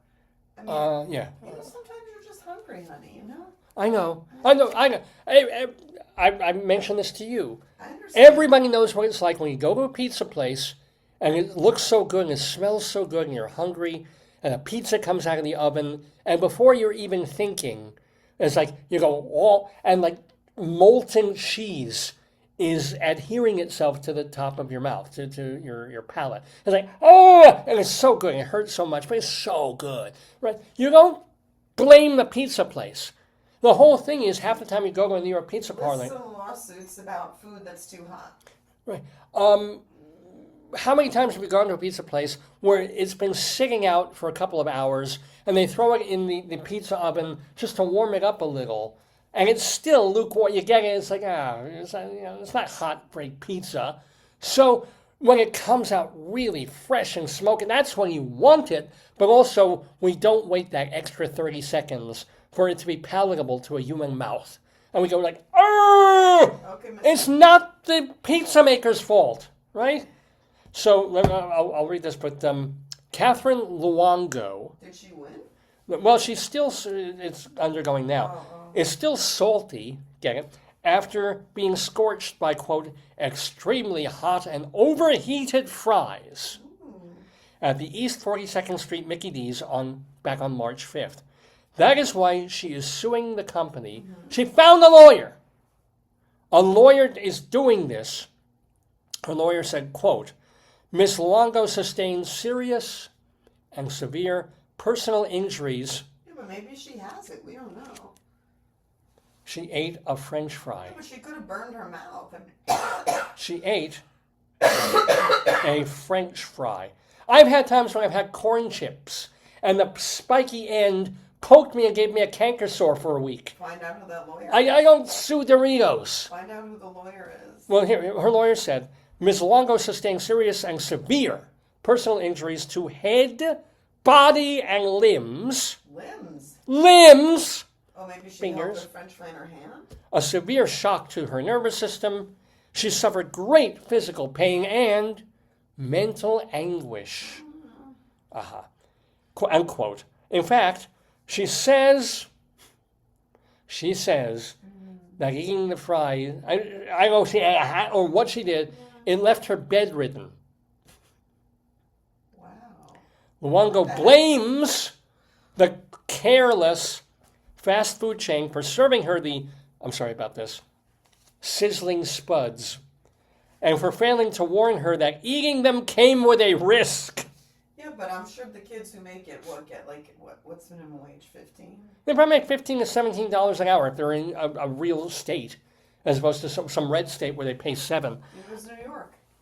Oh, you're right, New York, so it would be $15 an hour. No, you're right. By the way, surprise, this woman is no stranger to lawsuits. Oh, no. In 2025, she sued Panera.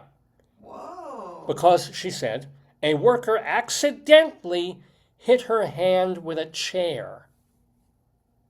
Probably moving a chair, hit her hand. Maybe cleaning. Yeah. She won $150,000. This woman is a nuisance. Luongo is also suing Walmart for $1 million because at the store in Valley Stream, Long Island, Whoa. I was raised in Hewlett, one of the carts with a metal pole on it hit her in the parking lot, leaving her bruised and wounded. Wow. Wow. Either she's very unlucky or... Really? No, this is all stemming from those people when they sued, I guess it was McDonald's or whoever, for over a hot coffee. Yeah. Look on your thing. Goes back to 1992. Liebeck versus McDonald's. Most famous case, 79-year-old idiot Stella Liebeck suffered third-degree burns That's sad, though. when coffee spilled in her... Well, which is worse, first or third? Third. Third is the worst. Okay, third is... spilled on her lap. Maybe she was wearing a skirt or something, so it wasn't... Oh, God. No, because if it spilled on her pants, how bad could it have been? Yeah. Evidence showed McDonald's served coffee at a scalding 180 to 190 degrees, Whoa. capable of causing severe burns in seconds, and had ignored hundreds of other customer complaints. So, that, yeah. I know! But you want a cup of hot coffee? So, fine, serve coffee at 110 degrees, and people be like, I wonder how much the Keurig makes it, what the temperature is. I think actually, just an FYI, Yeah. I have our hot water here set for 130. It's usually 125, no, the but Keurig, what is the Keurig? I don't know what the Keurig. It's not Keurig. You can dip your finger. It's hot, but it's not. You can just straight up drink it. Yeah. But the hot water in our house, like when you shower and you get 130, more than that would hurt. Yeah, okay, but still. And then in 2019, oh no, what? a revived suit, Sutton versus McDonald's. A customer sued after biting into a hot chicken sandwich. They allegedly caused severe burns to his mouth and throat.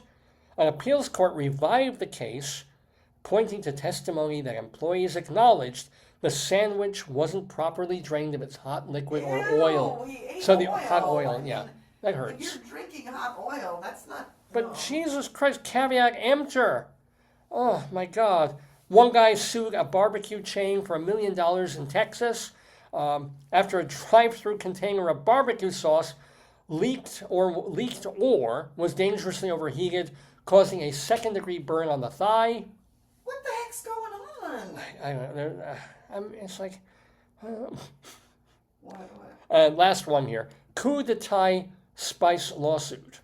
What is he? What While referring to hot spice rather than temperature, a neurologist sued a California restaurant claiming that their appetizer, Dragon Balls, Come on, no. Dragon Balls, forget the sex metaphor, Dragon! It's hot, huh? Yeah, was so intensely spicy it caused chemical burns to her esophagus and vocal Yeah, but cords. you felt that one when we went in Rehoboth and we had that. Oh yeah, that was. Yeah, it was like a oil and a chili and a. Yeah, you liked it. I did. And for me, it's too hot. Yeah. Did I sue the restaurant? Did I? No. It was like, oh, this is a spicier dish than I had expected. I think I'll put more rice with it. And I lived. No, you cried. I did cry a little bit. I sobbed. And then at the end, I went and got you ice cream, so you were happy. Ice cream, yeah, soothing. Yeah. And instead of, that's what the restaurant should do. Instead of being sued by these morons, it's like, here, have some ice cream. Yes.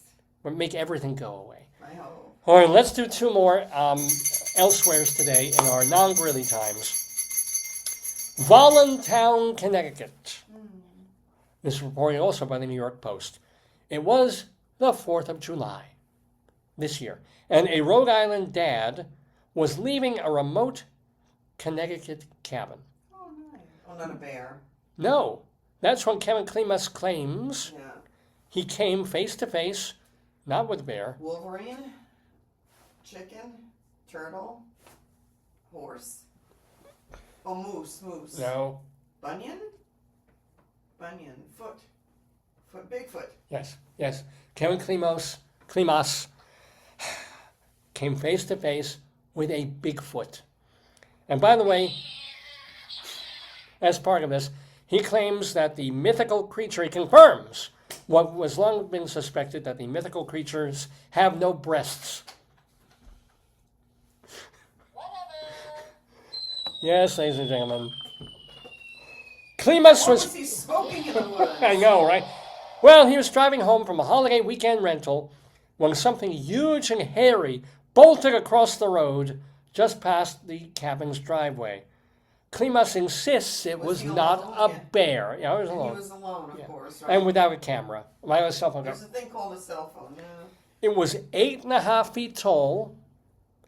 How can you guesstimate if you're in a car, You can't. walked on two legs, and was covered head to toe in greasy brown matted hair? I'm saying, are they sure it wasn't Javier Bardem? There were no boobs, he said. What is it? I think he was on something. That seems strange. In fact, he said there was no visible genitalia or signs of any sex or gender. Did you know that So I'm that wondering was if he an was- issue in the Bigfoot community? I'm on there, I thought yeah. the existence of Bigfoot or Yeti was the... Well, it's supposedly mythical, Yeah. but no genitals, no sex, no gender. So it could have been Chapel Rowan. Not sure about that. And the creature's legs were shorter than its torso, and its arms hung past its knees. So I'm still thinking Javier Bardem.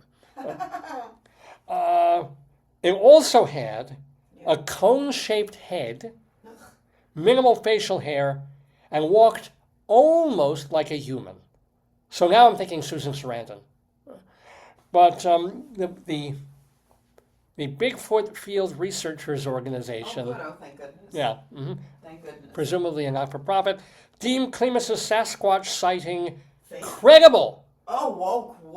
a Class A believable event. Whoa, I thought they would deny it because of his silliness. So are we accepting the existence of Sasquatches? Well, not Yeti.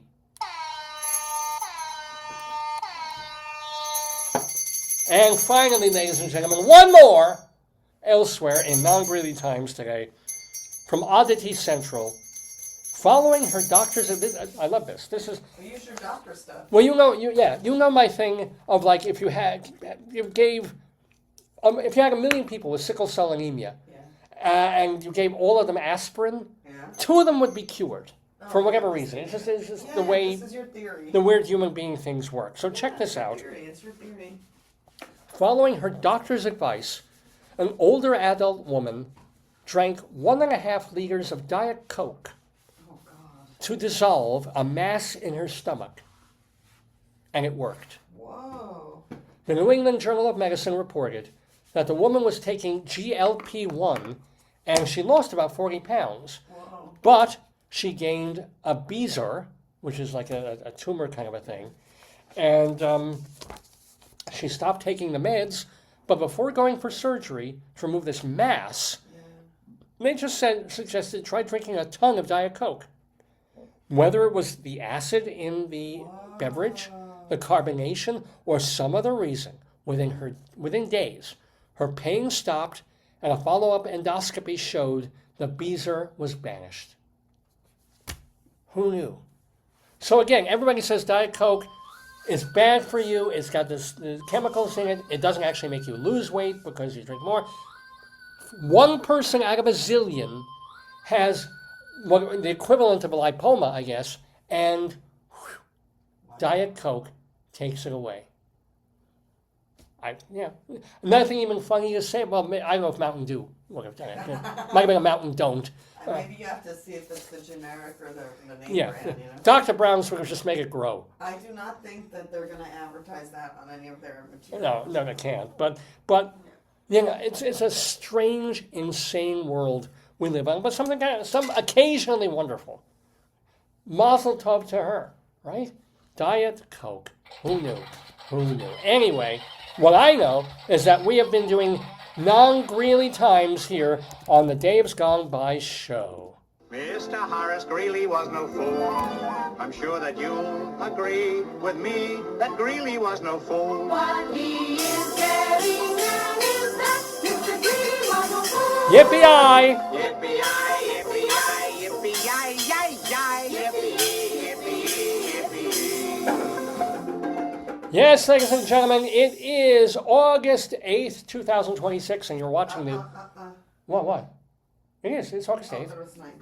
2026, and you're watching the 1044th episode of the Dave's Gone By Facebookio Podcastio Programmio of the stream. David, it's Lionsgate. What does that mean? What was I that? told you last night. Look it up on your phone, Lionsgate. Lionsgate. I keep thinking that's the film studio, but that's hold on. It's 888. What is Lionsgate? It refers to the Lionsgate portal, a spiritual and astrological event peaking on 8/8, August 8th. Hey. It can also refer to historical architecture. It's an energetic window activity, kind of like the guy going into the Verizon, from late July through mid-August, peaking on August 8th. It's when the sun in Leo aligns with the earth and the bright star Sirius. So they're not joking. They're absolutely serious. I don't know what it does to Uranus, though. The, the date 888 features the number 8, which infinity, all that. So, yeah. Transformation, power, and abundance. And it's widely used by modern spiritual communities for meditation. Hey, maybe we can meditate tonight. Reflection and intentional manifestation. All right. I'm doing this for Rabbi Sol. It's like, Gal Gadot, show up. Gal Gadot naked, show up. No, it didn't happen. Oh, well. Did not manifest for poor Rabbi Sol Solomon. Let me try one for me. Beatrice Arthur in a negligee. You on your cup, I do. That's why I drink from And her. after I bought that, then they didn't have that in Hallmark anymore. You got one of the few. Yeah, I don't use it. I treasure it. They used to have a whole thing of like birthday mugs with different years, and now they don't have it. I love that. All right, well, what can I tell? Hallmark has to change its I know. stock now and then. But anywho, happy 8/8 to you. I ate breakfast before the show started, and I'll eat lunch in a while. But before then, we have more show for you, including our Colorado Limerick of the Damned and StoryTime, Secrets of the Seashore. But before we get to all that, let's get to our guest. His name is Charles Rosenay, and he is a writer and kind of an entrepreneur. He's a guy who started doing Beatles conventions and Beatles tours like 30, 40 years ago. Wow. Continued doing them. He's doing them for the Monkees also. He's written books about the Beatles and the Monkees and the Turtles. Also compiled books about horror movies and supernatural and ghost story and occult things. Really an interesting fella and a fun fella, Charles Rosenay. So let me, I'm going to have to share my screen with you to get this going. So let me do that. Share and share alike. I don't know, my name's not Share. Take that down. Where is, I think this is it. So, without further ado or a don't, here in the Daverhood, Rabbi Sol, who of course founded Temple Sons of Bitches and has been with us since our very first episode, and Charles Rosenay. Enjoy. Oh, shalom, my friends. Shalom, my enemies, too. This is your old pal, Rabbi Sol Solomon, of course, the founder of Temple Sons of Bitches in Great Neck, New York. And I am here with someone who is just indefatigable. You can't fatig him at all. His name is Charles Rosenay, and he's a writer. That's his main thing. And he puts together all these books about nostalgia for the 60s, the Beatles, the Monkees, the Turtles, too. Plus, he writes a lot and does a lot of things involving horror movies and the supernatural and the occult. Ooh! Plus, if you want him as a DJ for your bar mitzvah, your quinceañera, your funeral, God forbid. But if, people need him, so he can be right there.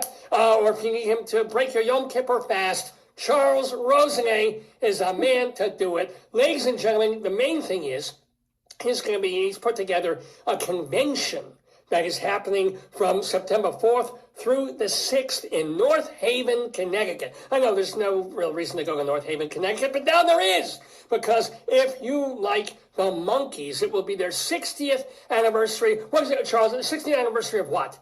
Is there something a blur? Yeah. Hey, I was trying to shoot my monkey shirt. The 60th anniversary of the first episode that aired on television, September 12th, 1966. 1960. So it's going to be, tell us about this convention. What is it? Will Mickey be there? Will anybody be there? Or you'll be there? You'll be there.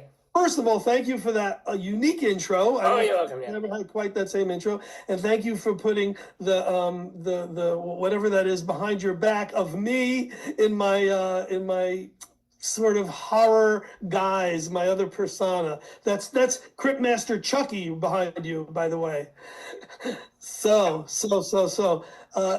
So I've been producing Beatles festivals and conventions since the 70s. And in 1982, I put on the first Monkees convention in Connecticut. And it was the first time in history that the key person from a band, like there was never a Beatles guest at a Beatles convention. There was never a monkey at a Monkees convention until 82, and Peter Tork was our special guest. And since then, it's become, actually quite the norm for a monkey to show up at a Monkees convention. But anyway, we did a few shows in past, 2013. We did the Davy Jones Memorial Convention when he passed. And we did... Well, it would have been pretty sick to do it before he passed. Right. If he was still alive, we're going to have a memorial for you. It's like, what's wrong with you? I can't do an English accent, damn it. Anyway. But nonetheless, that was the impetus of the event. Yeah. And then we did a similar show in 2022, whatever the year after Peter Tork passed. And so I didn't want to get into this mode of the only time doing shows is when, a monkey passes. So I wanted to do a rewind, and let's do a show the way it was done, like back in the 80s, in a nice hotel, a few hundred fans, a real intimate gathering, and just celebrate not the loss. Let's celebrate the win. Let's celebrate the Monkees themselves, what they gave us in television, in music, in personalities, the memories, the magic, all the above. And so it started out a one-day simple event. We were going to do it on September 12th, the exact date of the Monkees convention, of the Monkees episode on TV. Right. And then two things hit me. One, Mickey was touring and couldn't be there. So I said, all right, well, that's maybe one reason. The other reason is someone wrote to me and said, you realize it's a Jewish holiday on that date. And I did not realize that. And I said, well, both reasons, we have to change the date. Unfortunately, the hotel was open. We moved it to the 5th.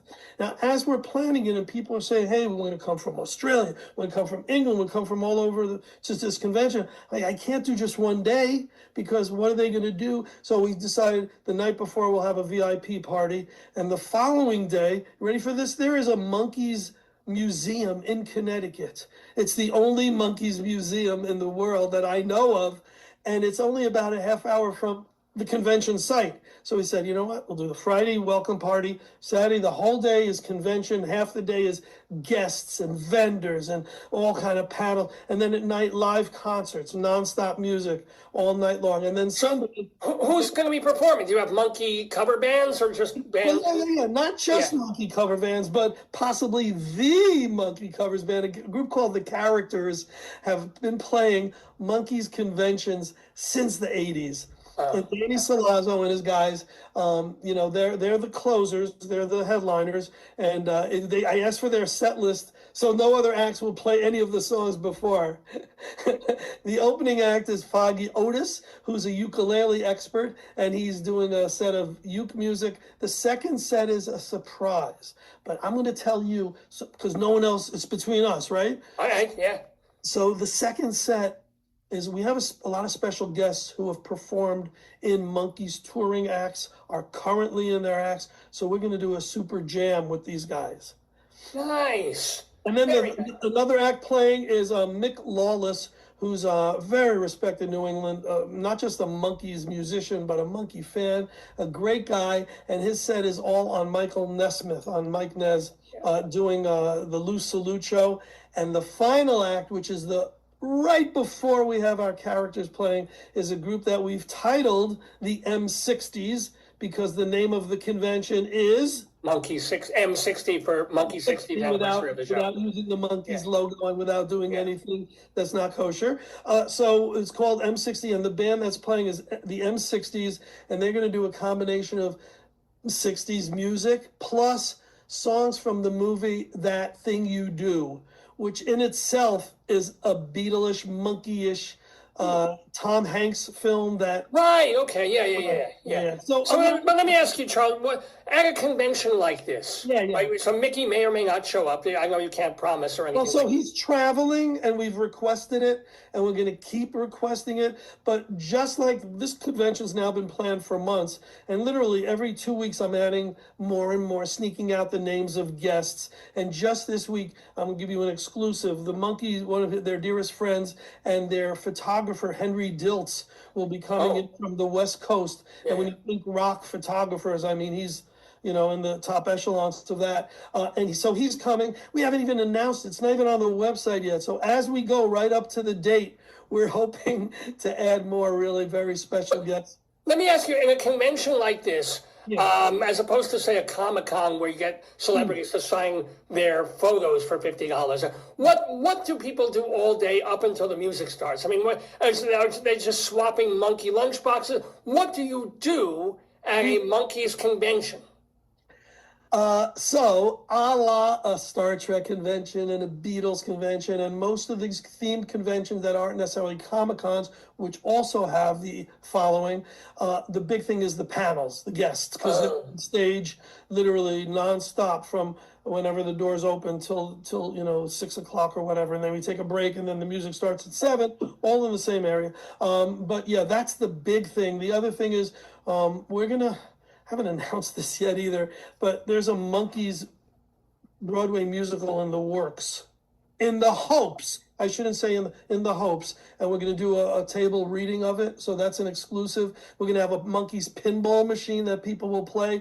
There's only 2 of those in the whole world. All right, okay.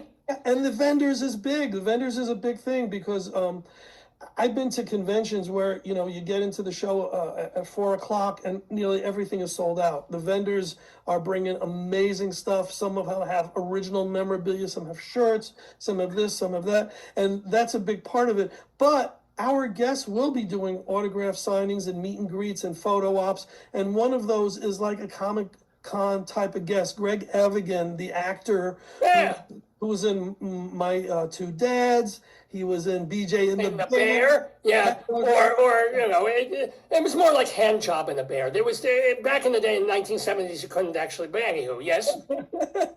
So he's why is he a guest? Because Davy Jones was a guest on his show, and he wants to talk about the memories of Davy Jones. So that's an out of the box guest, but he'll be there, and I'm sure he'll charge, but he'll sign up. No, but Greg Evigan. All right, this is what you should really do with Henry Diltz.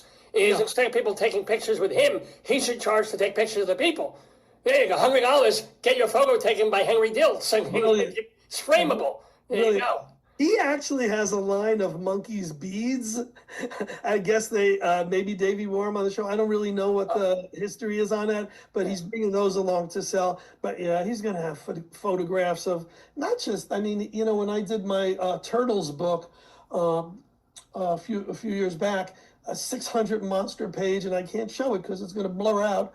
But he did the front cover and back cover, and I look back in the Morrison Hotel, the Doors, so many Crosby, Stills in there, so many iconic album covers and photos, and he doesn't know what he has. I said, "Can I have a picture of you with the Monkees?" He goes, "Yeah, but it'll take me days to find it, going through endless proof sheets." Yeah, so it really, there's so much to do, and it's nonstop fun. A big part of it is just so many Monkees fans are friends online. They're Facebook. Oh, yeah, makes sense, yeah. And so they're, can't wait to meet you kind of thing. So it's a big family reunion because they've never met before. It's like monkey Tinder. They get together to stoop, and it's like, don't tell my husband, don't tell my wife, boom, boom, boom. Hey, we're stooping like monkeys. People say, we're monkeying around. Now let's do it doggy. I don't even know where I'm going with that. Shame on me. Wow. Yeah. So take us back to your very first, because as you mentioned, you started doing Beagle conventions back in the 1970s. That wasn't even people weren't even thinking of doing this stuff. What put it into your head to suddenly get Beagle fans together back in whatever it was in the Wings era? Well, yes, it was in the Wings era, but there were already conventions. There was one in New York, there was one in Boston. I'm right in the middle. I'm originally from the Bronx, but I lived in Connecticut since I was 10. And I thought, well, if they can have them in these places, why not my own hometown? I was very naive and did it and lost a fortune. And my parents said, you're never doing it again. But I built it up from that loss to, now 43, no, wait, it's almost. Oh my God, I don't want to say how long it is. But anyway, I've been doing the convention since the 70s and Beatle tours to Liverpool, which is a branch off that since 83. So, having to start with those, really everything led to another thing. That's how life is. You do one thing and it could be very successful. It may not. But, you do a gig and you think, oh my God, I've DJ'd 5,000 gigs and this one just didn't click.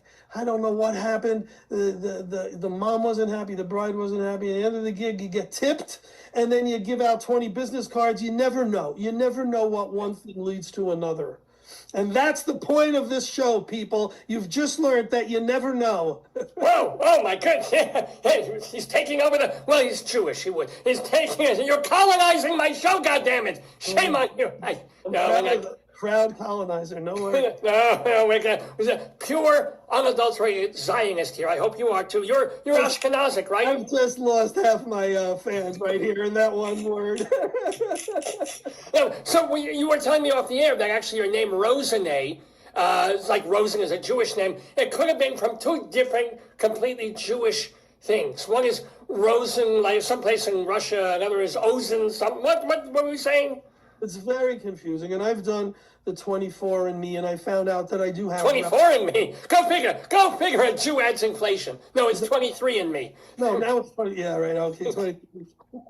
I have not been able to find out, and I do know what I do know is that I was the last Rosenay, and I have two sons. Thank God, because they're carrying on the name. But I got married late in life. Never thought, that I was at the end of it. But there's other Rosenays that I found, and all of them have this part where it goes right up to my great grandfather, and not beyond that. But yet we came across this old photo, and it's one of those photos, where no one is smiling in the picture because they never smiled in those days, and they all look serious and they all look biblical, but it's Alexandria, Egypt on the back.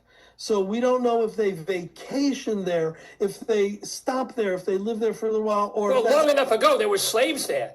They were building pyramids. I don't know, but that's as far. Rosenay, there's a point on the top. God damn it!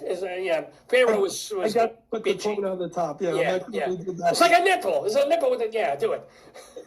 So I don't know the heritage. I don't know. I can't be able to trace it, and it bothers me more because I know the kids are going to ask, and they won't have an answer. How Jewish were you raised? Were you conservative? You seem you're a little connected to. So you obviously weren't Reform or Protestant. So yeah. Conservadox. Mm-hmm.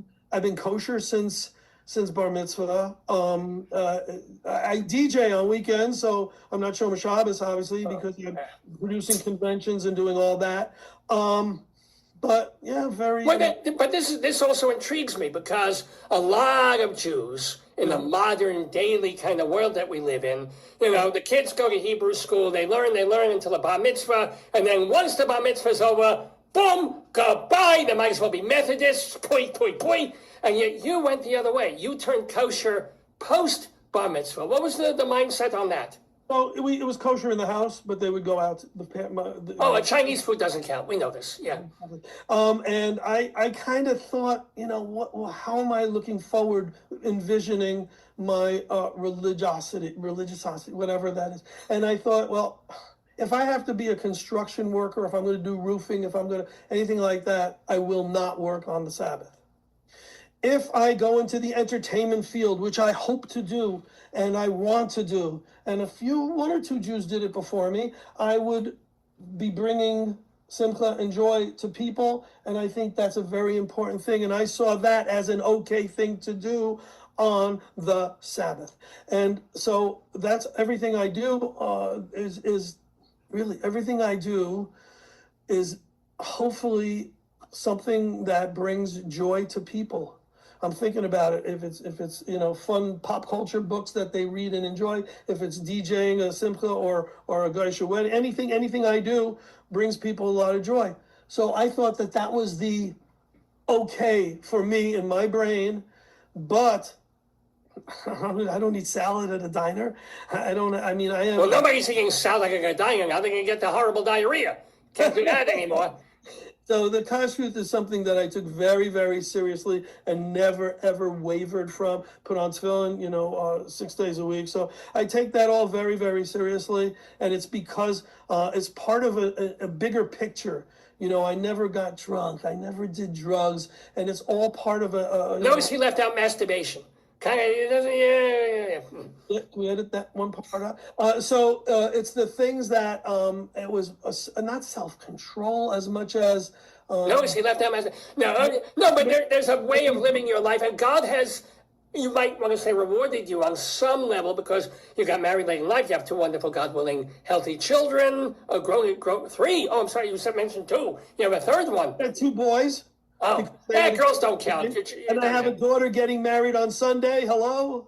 Mazel tov! Yes, okay, good.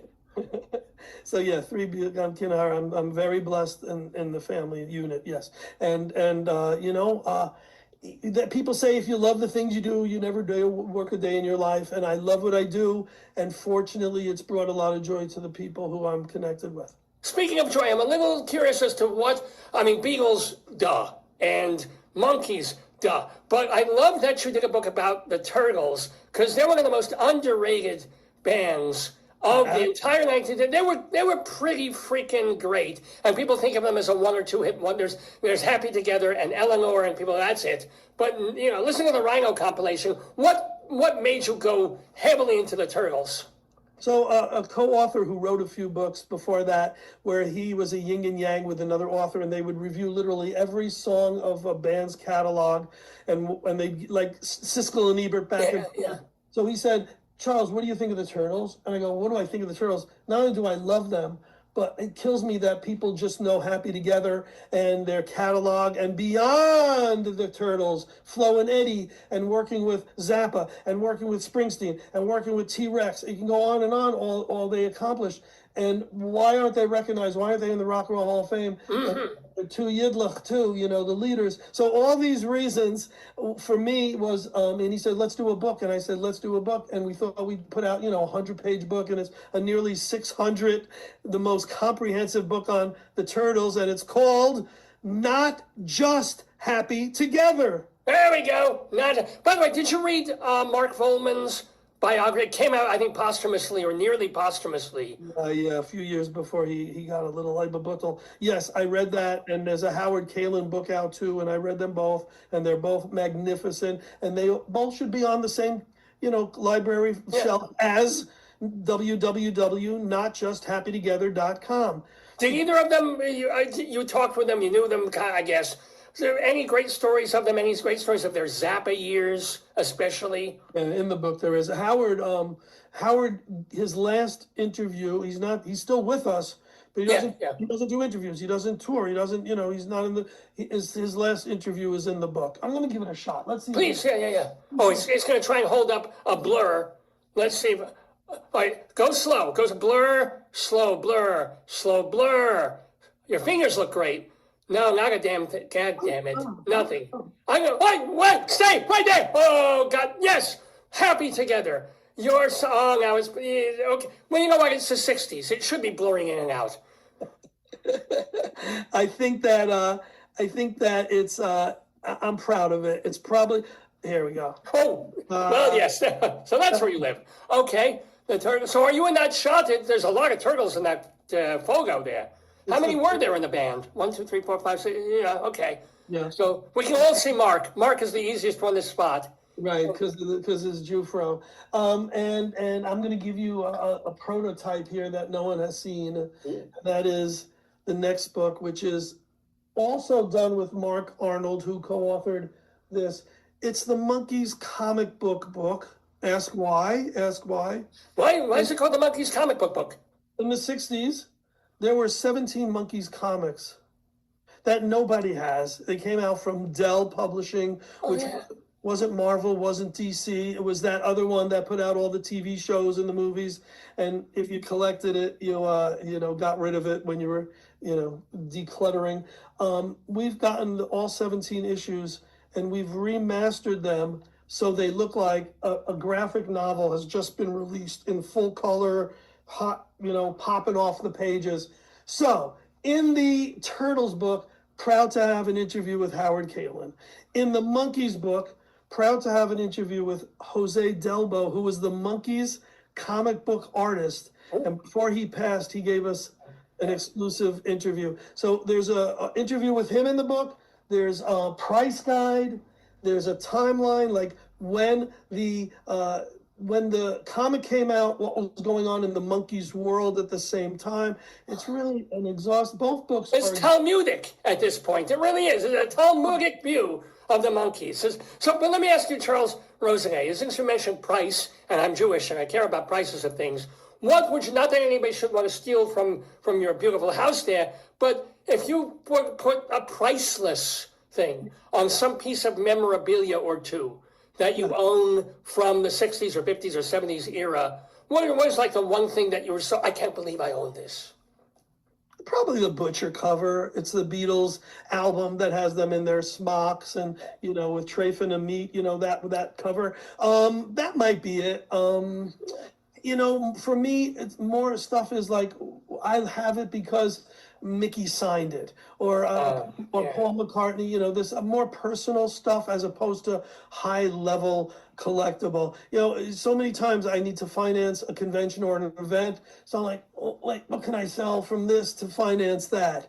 My collection doesn't mean as much to me as it did in the 70s and 80s and 90s. And a big part of it is I've got a 20-year-old and a 21-year-old and a 27-year-old, and they collect bupkis. They could care less. They don't want my comic books. They don't want my baseball cards. They don't want my horror monster magazines. Everything that I loved.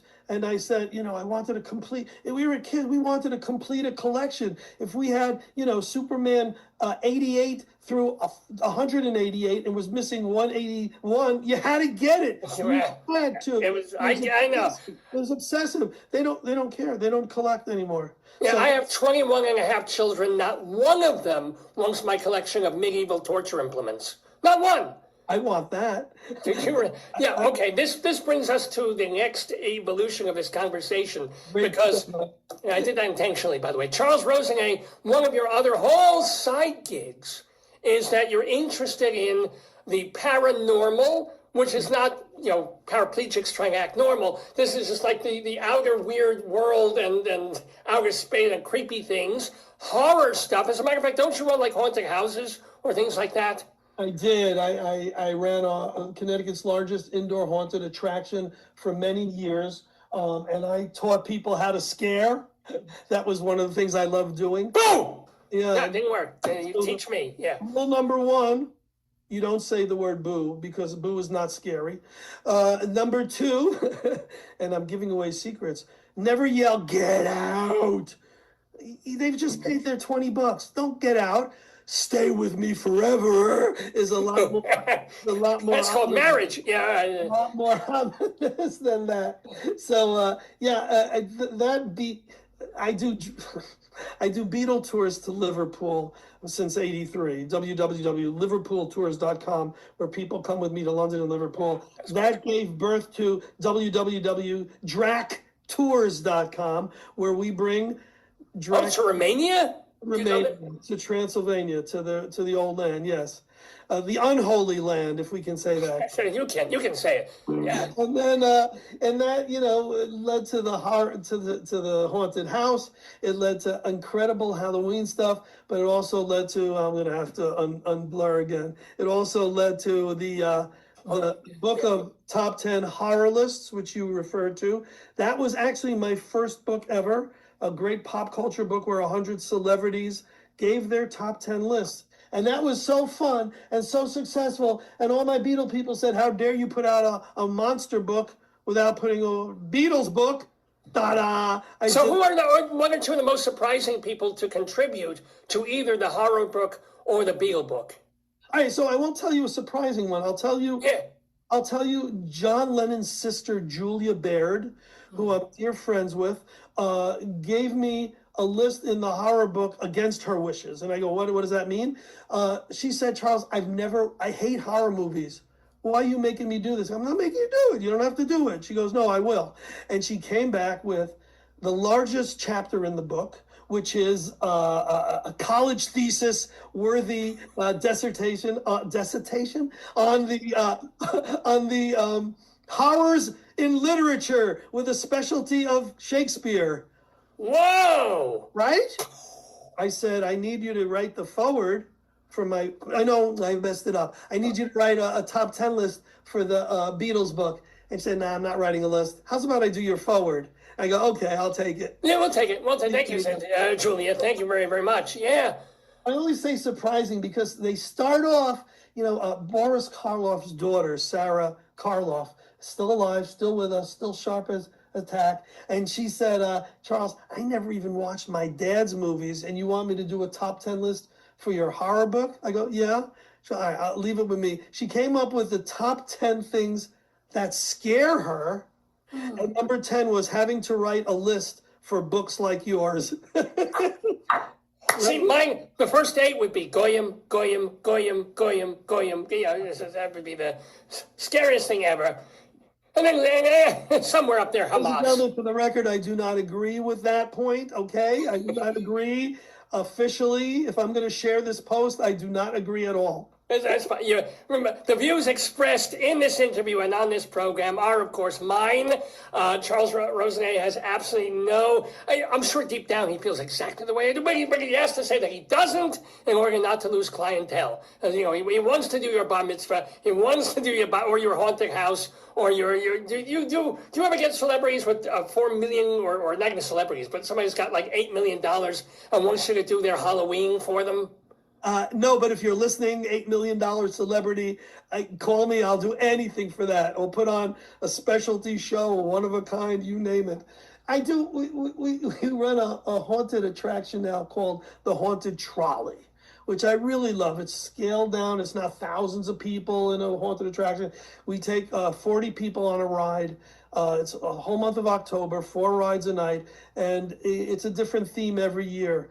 And the first year it was a seance. The next year was a murder mystery. We've done an alien theme. And we go on board and give them a briefing, and then the murder mystery plays out on the trolley. It's an old trolley. And then on the way back, we decide who's really guilty. And then there's usually a switch ending. And for Christmas, I do an event called Who Slayed Santa, where, chas v'shalom, God, I'm sorry to say, Santa might or might not get it. And then at the end, well, maybe we figure out that maybe he's okay after all. Well, I'll tell you the scariest thing of that alien one you did with the trolley. Well, at a certain point, the aliens were all in the trolley. ICE came and sent them all over the border and smacked them up real good. It was wrong aliens, but very observant and a good line. That's a good line. Well, we're both observant. You're kosher, so you were semi-observant right there. Have to use that line if we ever do the aliens again. Yes, you will. Yes, you absolutely will. And credit me when you do, and I get 15%. No, you know what? 20. Everything goes up now. 50%. It's fine. Why not 50? Good. I like the way you think. Hey, speaking of Jews, and we are speaking as Jews and of Jews, what was Kvetch, the movie? Oh, how did you find Kvetch, the movie? Little research, little Google, a little bit of AI. Yeah. So if you go on IMDb, you'll see I have a bunch of credit. I've done like 40 films. I've also been a horror host, and you can see behind you, Cryptmaster Chiller Chucky is one of my personas. But, I've done a lot of horror shorts where I get killed, stapled through the head, bullets through the neck, all different fun ways. A crowbar up here like this. I don't want to mess up my hair. And in this one film, Kvetch, it was filmed not far from me at Yale University. And the filmmaker wanted me to play death. Oh. And so I put the cowl over me, speak a little Yiddish in it. I speak fluent Yiddish, so that was, I think, why he booked me, although he didn't let me do a lot of it in the film. And it was the lead guy was amazing. I wish I could remember his name. But he was, I guess, old Yiddish theater. And he, as Yiddish theater has passed on and no really longer exists, he was in his bed, on his deathbed, passing on. And it was like I was visiting him and giving him his last, remembrances, and he flashes back to the tumulting and to Shtetl and to all of this beautiful. It's a really beautiful movie, but it's a short, and it was made by a brilliant Yale filmmaker who's moved on to other things, Austin somebody, and I get to play. So even in a non-horror movie, You got to play the Malach HaMobis. Did you played- look on the doorposts for blood? I said, well, no, not that one. That's great. Yeah, Kvetch. One synagogue played it once and had me do the afterwards meet and greet and question and answers, and the people go, "We really have no questions for you at all after seeing that." I said, no problem, but I want to share with you. I talked anyway Of course, yeah. how I saw the film as a comparison to the death of this guy and Yiddish theater, and it was really a fun thing to watch.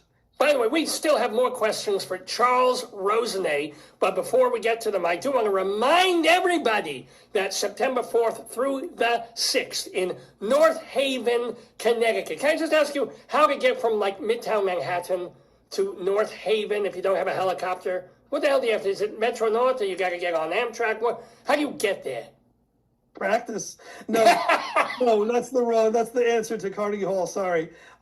If you're driving, it's exit 12 off 91. So it's really easy to get to. I would say, Google it through your whatever. People are coming in from over, they're flying into Hartford Airport, New York airports, Avella, which is New Haven. There's like 3 or 4 airports within an hour or an hour and a half.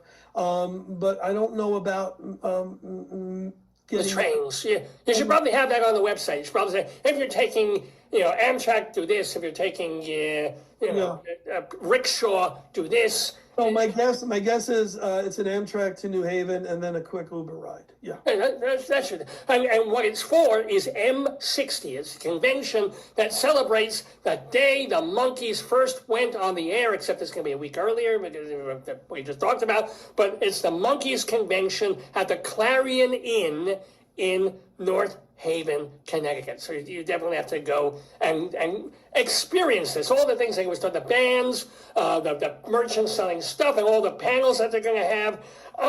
I can share with you that it's the #1 Fakakta hotel in the area, but that's only you and I will understand that. But I can also tell you that it's being done for fans, by fans. The website is www.monkeysfanconvention.com. Okay. That's the biggest impetus of it is, to celebrate monkey fandom and then to be there with, common people who love the stuff that we all love. The proletariat, you gotta get, all half the Jews are now fucking socialists, so it's the pros, the common pros. Go to Monkeys, and remember, if you don't know the band that well, it's KEES, Monkeys Fan Convention or Fans Convention? It was fan. One fan, so it's a small audience. MonkeysFanConvention.com. Now we are talking with Charles Rosenay. Here are still so many questions. And before I forget, because I want to get back to the horror thing and the paranormal stuff, when you sign your name on a check, as you have to do, when you're paying, prepaying for these things, when you're doing anything or signing any kind of document, do you sign your name like a normal human being? Or, what the hell? When did that start? He puts 3 exclamation points at the end of his first name. So it's not Charles, it's Charles Rosenay. It's so frustrating that Facebook won't let me put it on there. And then when the press writes stuff, they just take it off. And it's literally in there. I was an art student at Southern Connecticut State University because Yale wouldn't have me. And that's okay. And they wouldn't have Dave either, so yeah. In retrospect, it's okay. And fine art, freshman year, I thought I was painting amazing stuff. and the professor at the midterm tells everyone, you guys suck. There's nothing that you're doing that makes you stand out from anybody else. I'm seeing similar strokes. I'm seeing similar. He lambasted this whole class, and I didn't know if this was his thing every year to incentivize everyone to get all psyched. But I thought, look, I'm not going to be a great artist. I'm doing this because I want to go into commercial studio art, graphic design. So I have to take the prerequisite. I have to take this final. What can I do to set me aside from everyone else? And I started signing my paintings, Charles F. Rosenay with 3 exclamation marks. Is it after the Charles or after the Rosenay? After the Rosenay. It's after the Rosenay, after the end of the name. Yeah. Yeah, but if I'm doing something, just between friends, if I just write Charles, I'll put it there anyway. So I started signing the paintings that, and 5, 6, 7, 8 paintings down, I made the name a little bigger and a little more emphasized on the exclamation mark. End of the year, he goes, nobody in this class has gotten an A, and we've only given out 1 B. Everybody else was very average, but you have a lot of potential. He gave us but then he gave us hope, and he said, but the one person who got the B was, as much as it kills me, what he did, he says, the professor says, kills me, this anti-Semite said, but I have to give one person a B and credit because they actually listened to what I said, and they stand out from all the rest because their name is spelt with 3 exclamation marks, and I got, a B+ or something in that class. Hey! And I kept the 3 exclamation marks, and why not? We talk about it, it adds attention, people laugh about it, and it made sense. It's a thing, look, if Prince could change his name to, an anchor with tits on it, or whatever the hell he did, why can't you spell your name with 3 exclamation points? I'm all for it. Me, I would just put question marks because, nobody knows what the hell I am. But let me also ask you, Charles Rosenay, this is what have you learned doing all these conventions and all these books about fans and fame in all your years of connecting, celebrities and culture and music and fans? What have you learned? I used to be the fanboy who would go to a convention and I'd see this and I would drool and I said, can I have your autograph? And now I'm on the other side a lot, and I'm the one signing autographs, and I bring guests to conventions, and that's really special. What have I learned? We're all the same, go to these events and I'm just as silly a fan as the people who are paying their shekels to come into the event. When I do a DJ gig, whether it's, a Jamaican wedding, or I did on Sunday, I did a 80th birthday party, whether it's 20 people or 2,000 people, this is their day. I don't have a day off. I try to give them the best of everything, and I try to treat everything the way I want it to be. So if it's a DJ gig, I try to treat it as if it's my family's event. If it's a convention, I try to treat, what would I want to see at this show? What elements would make me walk away from this convention saying, wow, I really had a great time. And that's my goal, is for everyone to have a great time. So if I learned, it's those things, and if I can impart those on other people, there's so many slackers people now, and they just get by. And I my kids are both in theater, and they're both. All right, Gavalt. You'll be supporting. Better do a bunch more conventions, buddy. They're still in their early 20s. Yeah, they're fucked unless you pay their way for another couple of years. Oh, yeah. Well, ABBA tells them, and then they do the opposite most of the time. But when it comes to like auditioning and doing it, I say, guys, go over the top. Do extra than you're supposed to. If you're going to go in and do a reading, get crazy. Shout at some points, Stop, make a face, and then continue. You want to set yourself aside from them, and they listen to that. And that's been one of the few things they've actually listened to. I always say, set yourself, make yourself a little different. I remember radio and TV, people would always say, make sure you're different than everyone else. And it's easy to say, but how? How do you do that? Well, I did it with the stupid exclamation marks in art class.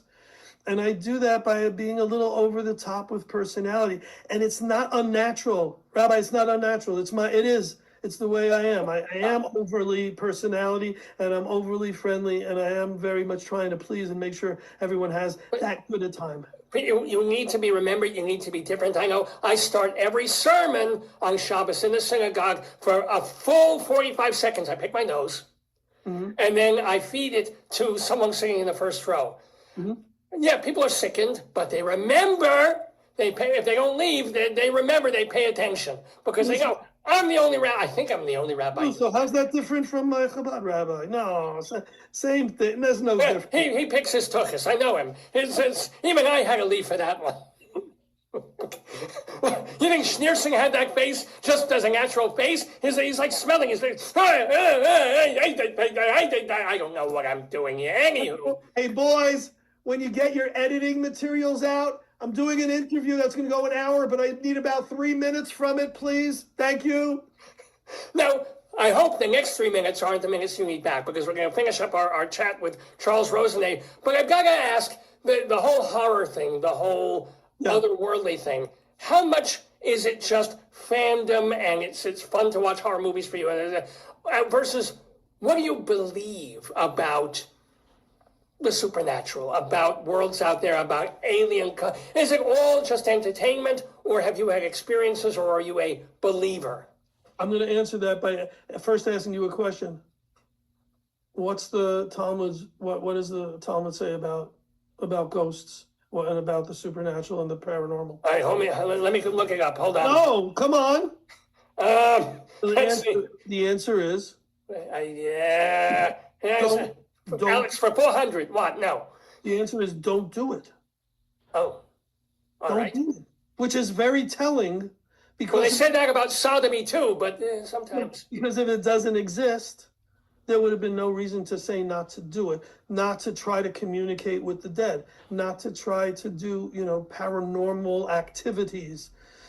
It said not to do it because I guess that there is some emes to it. Now, having said that, if you asked me the same question 10 years ago, I would have said, hey, I'm a monster guy. I love the horror movies. Why do I have Dracula and all this? What do I have? Oh, look how cute, yes. Oh, Hannibal my. and the Wolfman. Why are they surrounding me? Because I am a monster kid first. I built all the models. I collected the magazines. I watched every Boris Karloff, Bela Lugosi, Vincent Price, all those guys who were always monsters. No Yids were ever monsters. Except Abbott and Costello meet Charles Manson. That was so good, yes. Peter Lorre might have been the only Yid who was in the horror movies. Anyway, why did I love all those stuff? Mommy wanted me to love the things she did. She loved the rock and roll. She loved the Four Seasons and the Motown. And mom and dad, they loved the monster movies, so they wanted their bunch to like the same things. And I did, and that was my two worlds. Aside to baseball, and then when I learned what girls are, before that, it was all monsters. You took your hands off one bat and put it on another. I got it, yeah. Monsters and rock and roll were the two worlds, and they still are. Now, if you asked me 10 years ago about the paranormal, I would have, just left it off, shrugged my shoulders, and I go, well, if you believe it, you believe it. I don't. And then when I started a paranormal investigating team called the Shaman and the Showman, and I was the showman, obviously, because I'm doing this stuff to entertain. I want it to be entertainment. And I'm playing the non-believer and the skeptic. I'm playing that role. What you are, or were. Not anymore. Not anymore. Because I take pictures and I see stuff that I don't know how. I'm going to show you a cover of a book that I wrote. The first book was True Ghost Stories of Connecticut, where I asked people and I got firsthand paranormal accounts. And I was in this old opera house, an abandoned opera house that people hadn't gone into for many, many years. And they gave us permission to go in there. We brought a group of 20 people to do an exploration, an investigation. And the rule was we couldn't go up on the balcony because we would have probably fallen through. There was a mezzanine that was, no. But that's not horror movie, that stuff. That's just, it hasn't been fixed and fastened securely. Okay. That's the lead up to this. And so there was this one door where the light was shining through. And it was interesting to me that there was this, darkness, but one door that light was able to come through. I took a bunch of pictures of that. And when I got back to the house, and after the night, I went through the phone, and I was, delete. And then one I got to, and I was like, oh my God. And that was a picture of this shadow figure Oh, in a doorway, no reason. you sure that's not a squirrel? It's No. not a squirrel. It's a head with a body. And as things have progressed, and as I continue to go out with my shamans and all these mediums and intuitives and psychics and all the above, they're communicating with the other side. The other side is calling them by name. It's not parlor tricks. It's actuality. And I can't just slough it off anymore, and I can't deny it. And it's too real. And when someone sits down with a palm reader, and you'll get a kick out of this. I used to DJ after proms. Do you know what that is? So they don't get drunk. They stay in the same building, and then there's 2-3 hours of more entertainment. And I would bring a henna tattoo artist, this one and that one, and inflatables, and I would bring palm readers. And I'd say to my palm reader, this would be really easy for you. You take their hand. They're graduating high school kids, and you say, "Oh my God, what's with you and telephones and cell phones?" And then they'll go on for there. This would be easy. I go, "Oh, you look at their hand." I go, "Oh wait, I see travel in your future." Well, yeah, they're a high school. They're going to be going to Yeah. they're going to be going to Orlando. So that'll open it up. Or if none of those work, just say, Are you in a relationship? You just got out of a relationship? Something with a relationship. Well, And 98% of the time is, yeah. Yeah, right, got it. But then I see people sit down with someone who's an established medium, and this Or is an extra large, yeah. at one of my conventions where this guest who's walked in has never met this reader, this psychic, and the psychic reader has never done any bio. They've never done research on this person. They sit down. I'm sitting to hear what they're going to say, and they go, "Grandma Helen loves you, and don't worry about what happened to her china." And I see the person start crying. And I see them just melt in their chair, and they get up, and that was good enough. Or for 15 minutes, they're saying why, better than a therapist could, why the relationship you're in is so toxic. And if you're not going to get out of it, there's only a few ways to, and they're talking as if they've known this person Yeah. like instantaneous. How? I study magic. I study hypnotism. I know I could do a hypnotism show tomorrow if I had to, and I know how to eliminate the people who aren't playing along and leave up the ones that are going to be, nice spoils. But this is completely unexplainable. And in my book, True Ghost Stories of Connecticut, which has just been followed by, came out 2 weeks ago, True Ghost Stories of Connecticut and New England. Oh, well, there you go. Expansion, yeah. The stories are just unbelievable, and I know the people who contributed to it, and I contributed my own stories, which are unbelievable. And, there's got to be a lot more to it than just coincidence. If people want to get these books as well as all the horror list books, what's the web? What's your place to get them? LiverpoolProductions.com or where? Go to Amazon where you don't pay postage, and go look up the last name. You don't have to put in the exclamation marks, but Rosenay, Rosenay, and all my books will come out on there. You'll see 5, 6, whatever, how many pop culture books I have. That's the best way, right on Amazon.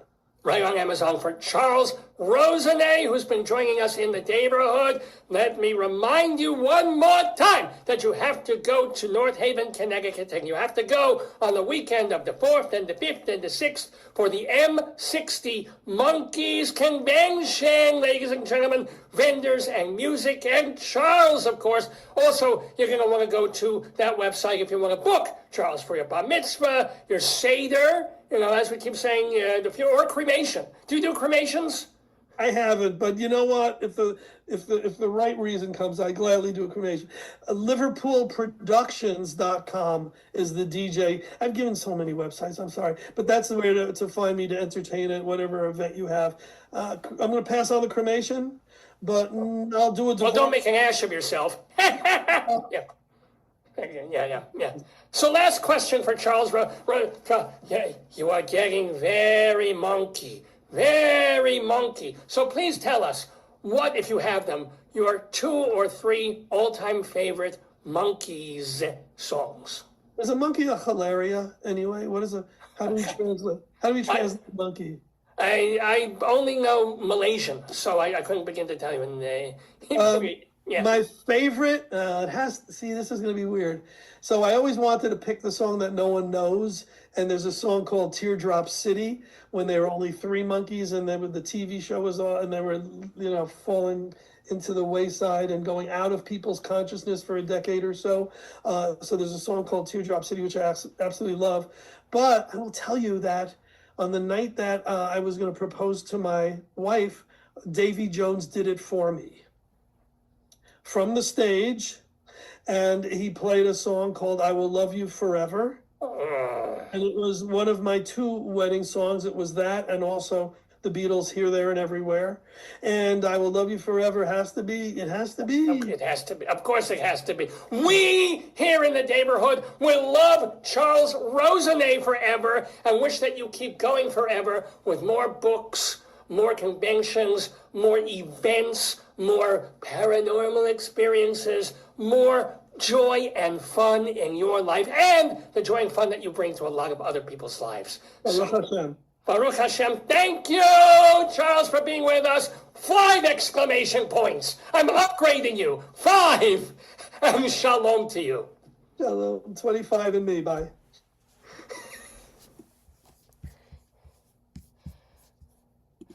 Here on Dave's Gone By, we're back live. It's August 8th, 2026, and you're watching our 1044th episode of the show.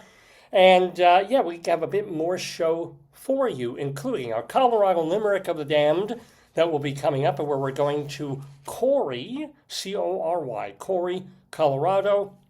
We'll also talk about the Friends of the Daverhood, but before we get to that, let's tell us a story. Because years ago on this show, I grabbed a book out of, it wasn't even a lending library. I was in a gas station waiting for our Subaru to be checked up on. And they had a couple of magazines and Carron Driver and Road and Track, but they also had children's books because people, while they're waiting are bringing their kids. And among them was a book called A Cow for Hansel. Honest to God, all about this little German boy pre the 2 World Wars, poor family, farming family, and he wants to do anything he can just to bring his family a cow. And read the book over the course of about 3 months. We just read the entire book and had fun and kind of made fun of it a little bit. So that became story time. And the nice thing about it for me, of course, is that other people create the material and I just get to riff on it, which makes life really, really easy for me. So we're going to do that today as we move towards the latter part of summer, Secrets of the Seashore. It's a shine a light book. I think I'll get my glasses for this. By Usborne Books. So not Ozzy, or Ozzy Usborne, I think probably founded the book here. And I didn't realize this, but if I'd known, if I'd paid attention, I didn't realize this was a Chick-fil-A imprint. So not a big fan of Chick-fil-A. I've never tried their food, but I know that they have a history, at least corporately, of being homophobic, although I'm sure they turned that around years ago. But help us shine a light on literacy. Did you know? Studies have shown that some children entering kindergarten lack basic language skills needed to learn how to read. Yes, I think we all knew that. Many 4th graders read at or below the basic level. Many 8th graders, many 62-year-olds also do. So books make a difference. Usborne is proud to be making a difference in the lives of children with over 1,700 titles in our catalog, and we've helped put over 10 million books into the hands of children in the United States in just the past 3 years. And this was back in 2016. You can help make a difference. Okay. Secrets of the Seashore, Carron Brown, illustrated by Alyssa Nassner. Who lives at the seashore? Well, a bunch of Jersey kids who drink too much and stup each other. Shine a light behind the page and see. What? No, okay, I won't. Explore a tide pool up close, and you will find a small world filled with great surprises. From jewel-like sea anemones to spiky sea urchins, the hidden wonders of this amazing habitat will be revealed. Okay, here we go. Carron Brown's Secrets of the Seashore for Storytime. You know, a tide pool is bustling with life. You ever notice nobody uses the word bustling except in children's fiction? I've never said, oh, I'm bustling about today. But it's just one of those words. If you look closely between the rocks, beneath fronds of seaweed, and I'm quite fond of seaweed, especially in sushi, and on the sandy bed, you will see the animals living there. Shine a flashlight behind the page, or hold it up to the light to reveal what is hidden in and around the... Oh, I see what they're doing. Oh, this is a weird thing here. I guess if you put a light behind this page in some kind of weird way, you see the little fishies and things swimming in there. It's kind of a... Let's see if I can do this. Oh, I do. Here, just use your phone. Here, I'll give you your phone. Don't do that. Oh, look, it worked. It worked kind of, but I shouldn't have to... God. Whoa! You want me to give you your phone? Oh, yeah, please. This is exciting. I'm getting hard just seeing this. How incredibly exciting is this? See, you take it away. Oh, they disappear. You put it back. Let me give you the cell phone light. They reappear. Cool! That is freaking cool. I didn't know this book was doing that. Here's your flashlight for your phone. By the way, thank you very much. A tide pool. Thank you. You know how to turn it on and off, right? No, but you Try turn and it see if off. it works. Can you see what happens when the tide comes in? Yes, all these Let's see animals. it. Try again. There'll be another page where I have to do this. Whoosh! The seawater flows in with the tide and fills the tide pool. And see, the background is all black things so that you can see the other side. So, creatures that live in seawater have waited for the tide pool to fill. What is hiding in these shells? So let me show you the shells Yeah, see. down by the seashore. Probably. So now I've got a shine. Seahorse? Let's see if this works. No, the side, honey. Throw it from the back. Show it from the back. There we go. Back. From the back. Back. No, behind the page. Oh, It's clams. oh, I see. I'm looking at them from the back. Oh, yeah. Clams, Look. see? Look at that. Look There at. you go. Oh, and rather disgustingly, they're bearded clams. You could So also scare off a bear. tastes like fish. Anywho, Scare off a bear. mussels. Oh, they're mussels. Keep their blue shells tightly shut while the tide is out. Now they open their shells and they begin to feed. Ooh. Okay, so this whole book is going to be like, creatures cling to the rocks around the pool. What could live in shells like these? So this is the page normal. Okay? There's what could live behind them? Oh, we're going to see. Oh, take a look. Flutter, flutter, flutter, flutter, flutter. Are those it's jellyfish? octopus? Jellyfish? Oh, they're barnacles. Oh, barnacles. Barnacles. Flutter, flutter. They reach out their feathery legs to wave tiny pieces of food into their mouths. They're actually carnival girls in freak shows that can do sort of the same thing. It's a little disgusting, but they can take like a popcorn shrimp and go, oh, right in. Yeah. Other creatures are waking up too. What are these jewel-like animals? Well, we see. They're jellyfish. Are they? Jellyfish. Let's. yeah. Wait, this jellyfish. already has light. Yeah, but hold Go on. behind the blue, where the blue is. Oh, look, they got the testicles up. Whoa. Whoa. That's jellyfish. Actually, they're sea anemones. Oh, anemone. Wow. Searching for food This with is their the best book ever.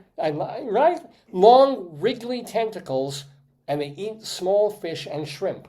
They're basically like me at Sushi Oishi. You and Red Lobster. Speaking of which, Yes. dark nooks under rocks make perfect hiding places. Can you see what is resting here? I'm thinking ex-Nazis maybe or something like that. So here's Is it who's Argentine? resting. It's a crab. Is either a crab or a lobby. It's a crab. It's a crab. Oh, Don't give can- it away. well, all right. Here we go. Here he is. Let me see him. Is it doing it? Oh, I have to go. Oh, What there. does it say? Oh, look, see, there Oh, he is. see, there it is. Look at a fuba. Oh. That's his little tushy. Cute. Looks like an axolotl. A crab holds its pincers up, ready to grab a tidbit to eat. And by the way, you can sometimes find crabs in those hairy bearded clams that we were looking at before. But penicillin will cure that. Good to know. The crab is on the move. But there's another creature nearby. Oh, look how cute he is. He looks like Mr. Krabs from Adorable. SpongeBob. But there's something else behind here. That's What could it be? What do you think? A starfish or an octopus, either one. I'm thinking maybe a zebra? Probably not. Possibly zebra? Ooh, No, you're right. It's a starfish. pretty. Look at that. Whee! Wouldn't a kid love this book? Hold tight. That needs to be a lot of fun. Except if he was an uncoordinated kid, having to kind of hold the No, but flashlight. the parents would read it to Oh, the you think? kids, yeah. Well, yeah, I guess that would.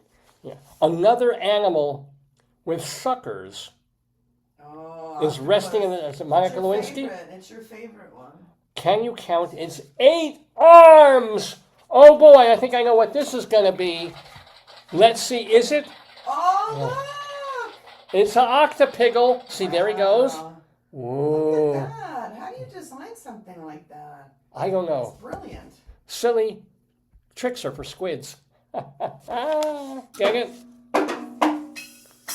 Yeah. And see, look. This was all made with Octa ink. Oh. That was it was an LLC, but they turned it into an ink. We're almost done.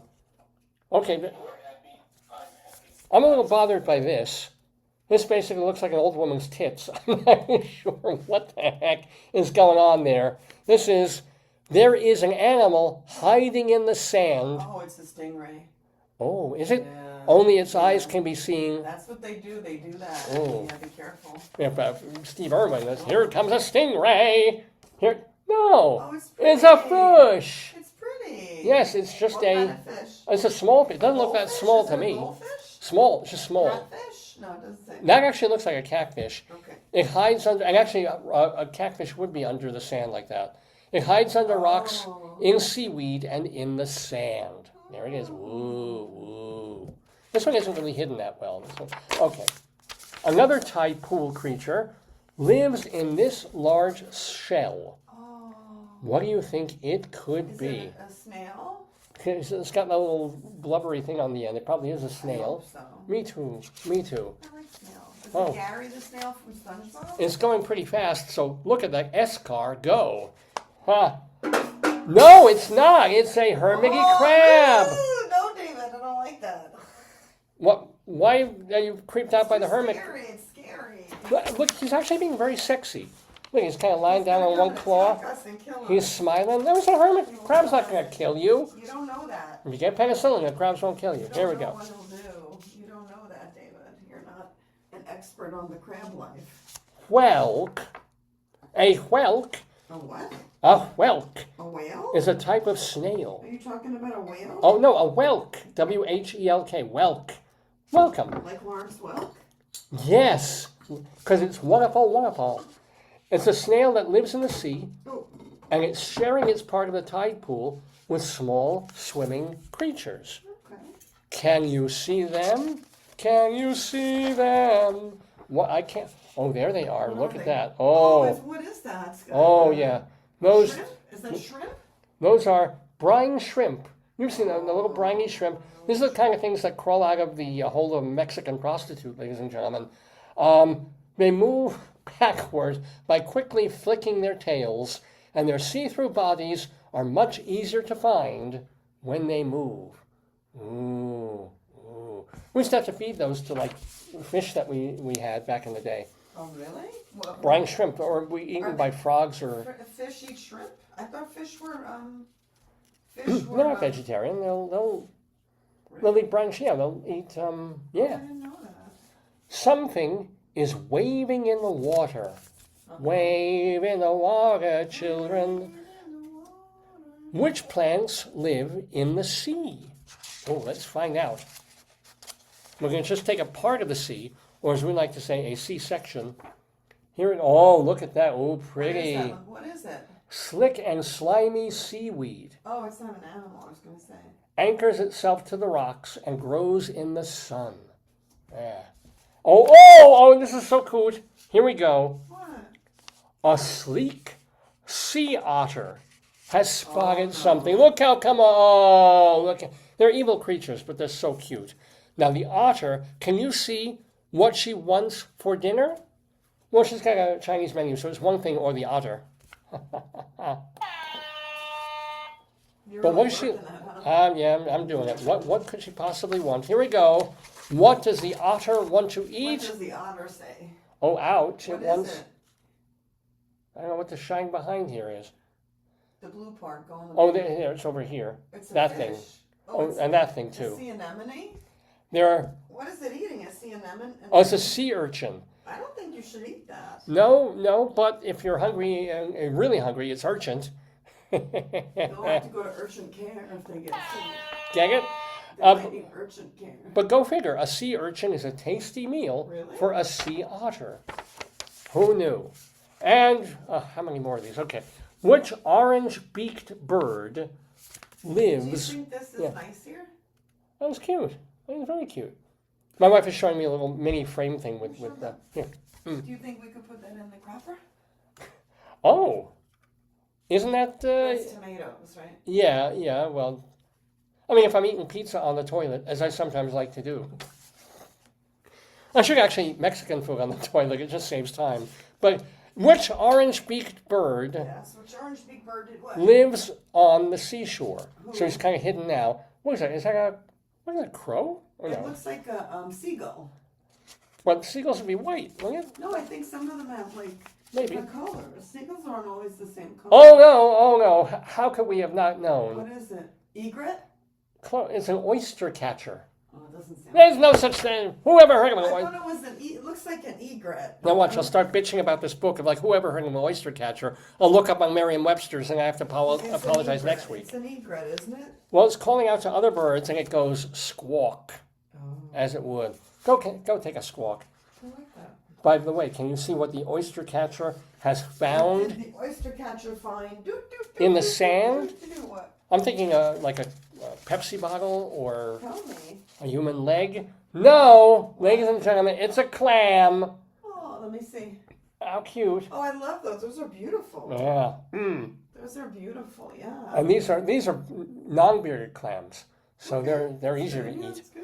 The oyster catcher's long beak is perfect for finding buried food. So he eats like those 100-year-old Chinese eggs and things like that. Oh wow! Really? No.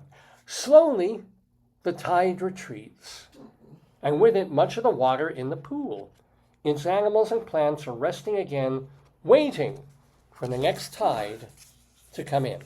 Or if not tide, then one of the other cleansers that you use. So you gain flames. You like that? But wait, there's more. Tide pools are home to a wonderful variety of plants and sea creatures. Birds and other animals often visit them looking for food. For example, in Turn the off your phone. oh, Your phone light. yeah, how do I do? I don't know how to turn that off. You know how. What do I have to do here to turn this light off thing? Where is it? Is it under settings? Is it an app? Oh, you're blinding me. Give it to me. Blinded by the light. Why are you in BIOS Verizon? I don't know. Stop It's the it. thing that says Thank you. flashlight off. I didn't know there was a flashlight on here. Can you reach for it, please? Thank Can you. you reach me? In the sand, clams have a soft body inside two jointed shells. They burrow under the sand and push a feeding tube, that's pretty, into the water. Many tide pool creatures get their food by filtering it from the seawater. That's boring. Holding on, many types of seaweed are anchored to rocks. The fronds float toward the surface of the tide pool and make food from sunlight, and many tide pool animals feed on the seaweed. Really? Apparently, yeah. Well, that would make sense. I mean, it's right there. It's food. A sea otter usually floats on its back and uses a rock to crack open the clams or mussels. For a spiky sea urchin, the otter floats on its back and breaks open the urchin with its paws. Wow. The pause that refreshes. Yeah. That does not seem good for anyone. And seagulls come down to tide pools to catch shelled creatures in their beaks. We've seen this when we used to walk in like Long Beach Oh, and really? They saw that? well, we'd see the cracked open shells Oh, yeah. That's how they would get their foodies. at the park. Yeah, they fly up, drop the shells on the rocks, and then the birds can eat what's inside. So there it is. That was Secrets of the Seashore, one of the 1,700 books. Wasn't this Oh, cool? great. I mean, that would be fun for a kid, no? I have to say, Can I have your, my phone or what? yeah, I want to look at your phone to see if anybody left comments. Usually, Oh, please, thank you. yeah. So other books in the series include The Human Body, Secrets of the Vegetable Garden. Here's our secret, we can't grow one. Secrets of Winter, and of course, Secrets of Animal Camouflage. So, Secrets of the Seashore, despite it being a somehow Chick-fil-A related book, Great. this was cool. It's Yeah, Chick-fil-A? yeah. I didn't notice that until I I didn't picked know. the book up. Are you sure it's real? I don't know. I never saw it. But, Why would it be about books? you know what this reminds me of? Remember, we bought this, even though I was already in my 50s. We got a thing to teach children to pee, and you put it, like, on the toilet or in the toilet, and you pee on it, and it suddenly reveals some kind of cool image. Didn't we get that? It's sort of like it's invisible until the pee hits it, I think we got that when you had the hernia, so you would wee-wee in the toilet. as opposed to other places, maybe, yeah. But you remember we had I that. think it's for children, yeah. Well, yeah, it was for children, but I got it. And I enjoyed it, for sure. And I hope you enjoyed Storytime on Dave's Gone By. With me, Dave Lefkowitz, my darling and adorable wife, and all of you at home. It is noon Eastern Time in the Daverhood on this August 8th, 2026, our 1044th episode that we have been calling our Show Me a Rose. And we still have one more item to get through today, and that will be our Colorado Limerick of the Damned, where we're going to Cory, Colorado. But before that, let's thank one more time our guest in the neighborhood, Charles Rosenay, our brand new friend of the hood. Charles, remember that on September 4th through the 6th, that weekend, is M60, the big Monkeys convention tied to the first week that they went on the air. Organizer of it, eh? Yeah, he found that it's a convention. So you can trade and buy cool Monkeys-related swag and 60s-related memorabilia and nostalgia. There will be a bunch of bands playing. The possibility of Mickey Dolenz showing up, no promises on that. You And said him, the guy? yeah. You say a lot of the Monkeys have shown up over the years. Yeah, Mickey's the last one standing. But Peter Tork used to go, Davey used to go, even Mike Nesmith, I think, went once. For more information, go to monkeysfanconvention.com, and you'll also find out more about his brand new book, The Monkeys Comic Book, Reference Book and Price Guide, from Amazon and Genius Books and wherever books are sold. Wow. Charles Rosenay, 3 big exclamation points. Thank you so much for being our brand new friend of the neighborhood. Our old friend of the neighborhood, of course, one more, is Rabbi Sol Solomon.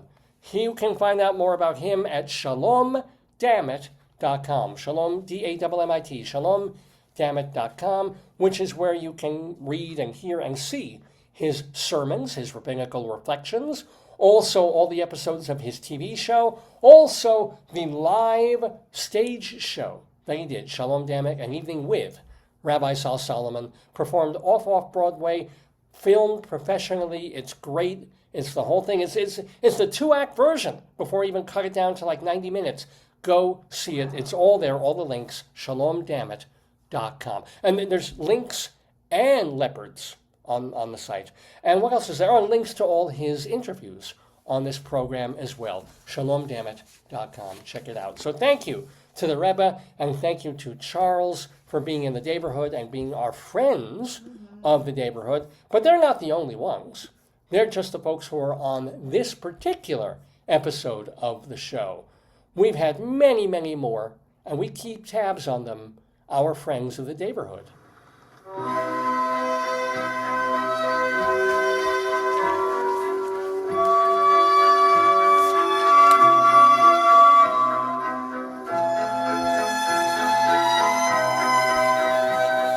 So, just letting you know what people who have been on this program have been up to. Well, you have one more day, actually, to catch on Broadway Cats, the Jellicle Ball at the Broadhurst Theater, which features our great friend of the neighborhood, Andre DeShields. So, it got great reviews. A lot of people really love the show. It didn't turn into a financial hit. I think it's a pretty expensive show to run for whatever reason. So if you haven't seen Catch the Jellicle Ball and you want to, last chance is today. On the 10th, which I guess is a Monday night, at the Chain Theater in New York, there's a film screening of A Nice Place to Visit, which features our friend of the Daverhood, Jessica Schur. So you want to check that out. And then, excuse me, playing from the 14th through the 16th this week, it's a whole big festival of theater people in Kingston, New York. It's called The Festival. And among the folks who've been on the show who will be there, Seth Rudetsky and Wilson Germain Heredia and Adam Pascal, the latter two, of course, best known for Rent, all of them at this festival in Kingston. And then playing now through August 22nd, the off-Broadway show A Walk on the Moon, which features a voiceover from Tova Belcher. That is at the Laura Pels Theater. Art Paul Schlosser, our beloved painter friend and outsider musical artist. Today, I'll show you. Oh, please. I can't find What is today's Schloss? Find it. Because if you want to see a bunch of his paintings and you live in Madison, Wisconsin, they're on view at the Madison Senior Center from now through the end of August. Art Paul Schlosser. My wife is looking up because he posts. He's been doing a painting a There's day. a beautiful blue one today. Oh, really? Really? Good. I don't know if that's him. I don't know. Let's see. So Art Paul, more than a year ago, he started doing a painting every single day. It kind of, What? look at the book you read. Read the Wait, title. this is not Art, or is, Read the title. you handed it to me, it went away. So, hold on. Do you know how to handle one? No, because there's no sides on the phone. You touch it, you touch the screen. Let me see it. Here we go. Okay, that's really Read what interesting. it is. This is. That's what I'm telling you. I had no idea. Okay, when I read this book today, that this would be Art Paul Schlosser's painting, Under the Sea in an Octopus's Garden, by Art Paul Schlosser. And you know what's even more messed up than that? And you know this, because you were with me. Yeah. Earlier this week, in the car, the song was running through my head. I was singing it. I mean, granted, I've been watching the Beatles, the Get Back documentary, but and then you actually played it. You played this song on your phone. Of all the Beatles songs, You liked it. I like to be, and Art Paul, Under the Sea in an Octopus's Garden. Yes. Wow. Can we get back to his other paintings of the? Want me to help you? Let Oh. me see. Oh. Who is it? This is He Had Wavy Black Hair Day. Show them your. Actually, that really looks like the cover of a Sun Ra album. But Okay, go for other ones. oh, What? he's into the undersea creature and things. Oh no. I want this one. Wow. Let me see. Mr. Oyster, Can I Have Your Pearl? Oh. By Art. Oh no. It looks like a potato. Hold on. I don't know what the hell that looks like. Well, here. Mommy, are you insulting Let me me? see. It's a potato. We gotta get that. That's a potato. How is that a potato? It's an oyster. David, here. It's really cute. Where would you hang that, dear? Well, we go to Michael's and we get another frame like the one we got for you, and then we have it. That looks like a potato. And how is it anything Look, but the hold eyes? Hold the potato sideways All right, like here we that. go. Look, And make him do giggles. See? It's a potato. yeah, it's a potato. It is, David. An 'Cause oyster doesn't look like that. I asked him to paint a potato, but I didn't want to commission it. Yeah. All right. So we may have to get this one. Let me see it. It's painting number here. Yeah. We need to get that. It's a potato. It looks like, well, Yeah. no, but it's the closest thing we got. Right. Yeah. Let's put it in your office at school. No. It would Look be. at this one. You like this one. This is your guru. We're looking at Art Paul Flat, Schlosser flat. paintings. This is You know actually. who that is. That's who you love, right? I was just talking about Groucho Yes, earlier. you Shave the love Secret Groucho. White and win $100. You Yeah. love Groucho. So yeah, and he's eating well in that in that painting. He's put on a few, but he still looks like Groucho. Not too bad, Art Paul. And they're cute. I mean, you see any other goodies? Oh, he's taking a little piece of my heart. He's doing a lot. Oh, the Chaplin, yeah. Um, He did another Chaplin recently, I think. Oh, honey. Uh-oh, which one is this? This is potato. Ah. Now, your birthday is a few months away, That's a long time. but I know. David, my birthday, it's August. No, it's not. Wow. Let me see. And this is called Multicolored Squares on a Face Clown. Yes. Yes, which is exactly, you need this. We need this painting. Just The clam one is cute. I would get that. commission him The to do oyster. potato. Wait. I would. Oh, honey. Oh, More No, one more Art Paul. baseball fish smoking a cigar. Yeah, please share that one with us. I'm not. Oh, I like this one. I think this is really cute. Baseball fish smoking a cigar. It's like it's a bad Freudian dream, but a very cute painting. Yeah, you're not so convinced, are you? Well, maybe you should do potato. Remember, you're looking for Art Paul Schlosser out in Madison, Wisconsin. If you want to buy his paintings, if you want to see them at the Senior Center, I'm sure they're on sale there too. Yeah, and if you go on my website, you'll see the painting that he did of me, unbidden. I didn't commission him; he just volunteered and gave us a painting in the Daverhood, and it's a very, very proud possession of He mine. said, I like Arizona fruit teas, but not for $5 in the machine in the bus terminal in Milwaukee. I agree. Yeah. A man after my own heart. So, okay, that's Art Paul. And let's see, who else can I tell you about? Dakin Matthews. We're doing the Friends of the Daverhood. Here, this one. Actor Dakin Matthews. This is Dancing Frog. Yep. Dancing Frog. If you put this one up in your office, your classes would not fill. I think People would come to your office and go I like, think yeah. more people would be drawn to it. They would You think? be like, I think people would be like, let's go see what that is. Actually, the current generation, they're so messed up, they probably would. They'd be like, aha, I want that professor. I would love. Oh no, scary! I would love a potato one, David. Yeah, he's really cute. I can ask. I can say No, maybe. you can ask him to do a potato one. Here's your. Well, I have to commission it. He told me. He did. No, do it. I like Oh, it. I think it's kind of, well. We know who it is, even though it's not perhaps the most Sometimes lifelike. we know the words more than the person, right? Yeah. Okay. Well, we can tell. know the words. He kind of did a South Park version of Tiny Tim there, tiptoeing through the tulips. He's trying. Oh, Art Paul. I think it's an artist interpretation. Well, of course, absolutely. Any other great ones? No, everything else we've seen. We've seen already, yeah. But keep going, Art Paul. Keep doing it, and we may very, very well. We may Look really at think this about one. doing a This potato. is lovely until you notice what's in there. Oh, this is this is pretty. Aliens invading You Paris. see the spaceship? Yeah, of course, right. Yeah. He's having interesting dreams. Yeah. This is when you live in Madison, Wisconsin, you eat just a little too much cheese and beer.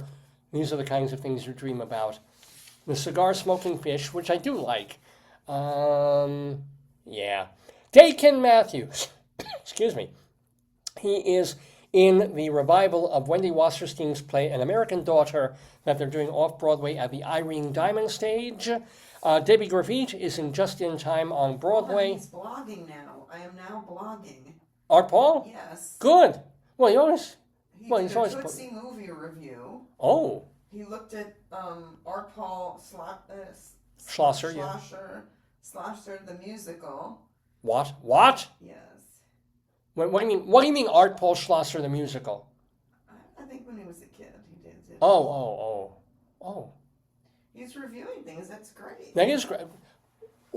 He's one of these people. He has what I had when I was 10, when I was 20. This unbridled creativity. You can't stop generating. Can't stop, You're won't stop. constantly writing. You're not even censoring yourself. You're kind of just, it's out. I have a song, I have a poem, I have a this, I have that. Out. I've got to be heard.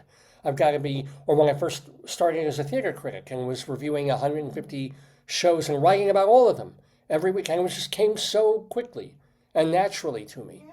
And then you get older and all the filters come on and they're like, should I bother? I did this, and if I have to edit that and I have to redo that, and then like, So Mission Barbecue posted shrimp, and they're like, "We're waiting for the next black plate. Is it going to be meatloaf?" oh, somebody. I hope it's not. Wait a second. What? It says up next after Labor Day. Somebody said it. Smoked jumbo wings, XXL wings. Then I've been bothering with steak anymore. Know. You know? Come on. Smoked meatloaf comes back in October. So from now through Labor Day is shrimp. And then it's And then chicken it's wings. fucking wings, and then it's going to be meatloaf Loaf. until October is meatloaf. so it's going to be until November, December, till perhaps Mission Barbecue has a steak or a prime rib black plate special again, and they wonder why I haven't been there in a year. They like the shrimp. I'm sure the shrimp are yummy. They were yummy. I tried them. They're delish.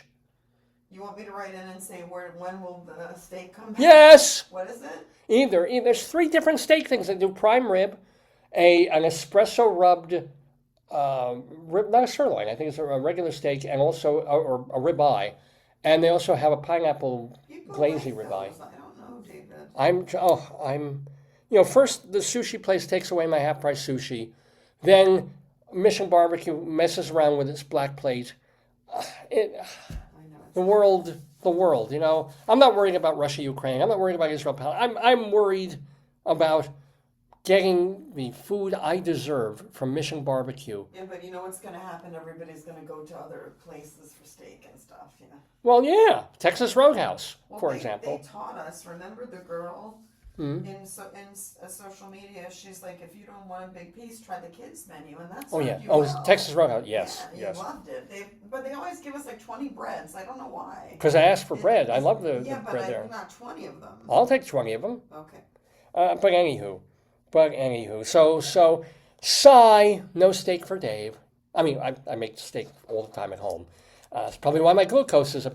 But anywho, Ann Harada is in Schmigadoon, and want to just give quick shout outs to our great friends of the Daverhood. Evan Seplow, who runs StageBuddy.com, Jim Caruso's Cast Party every Monday night at Birdland, David Sheward, writing theater reviews for TotalTheater.com, Vicky Quaddy, doing shows about nuns out in Chicagoland. Go to nuns4fun.com. Eva Heineman hosting High Drama on YouTube, and Charlie Gross and Leslie Hobank Blake hosting Two on the Aisle on YouTube. And then, of course, Vince Giordano and the Nighthawks Mondays and Tuesday night at Birdland. And those, my friends, are the friends of the Daverhood.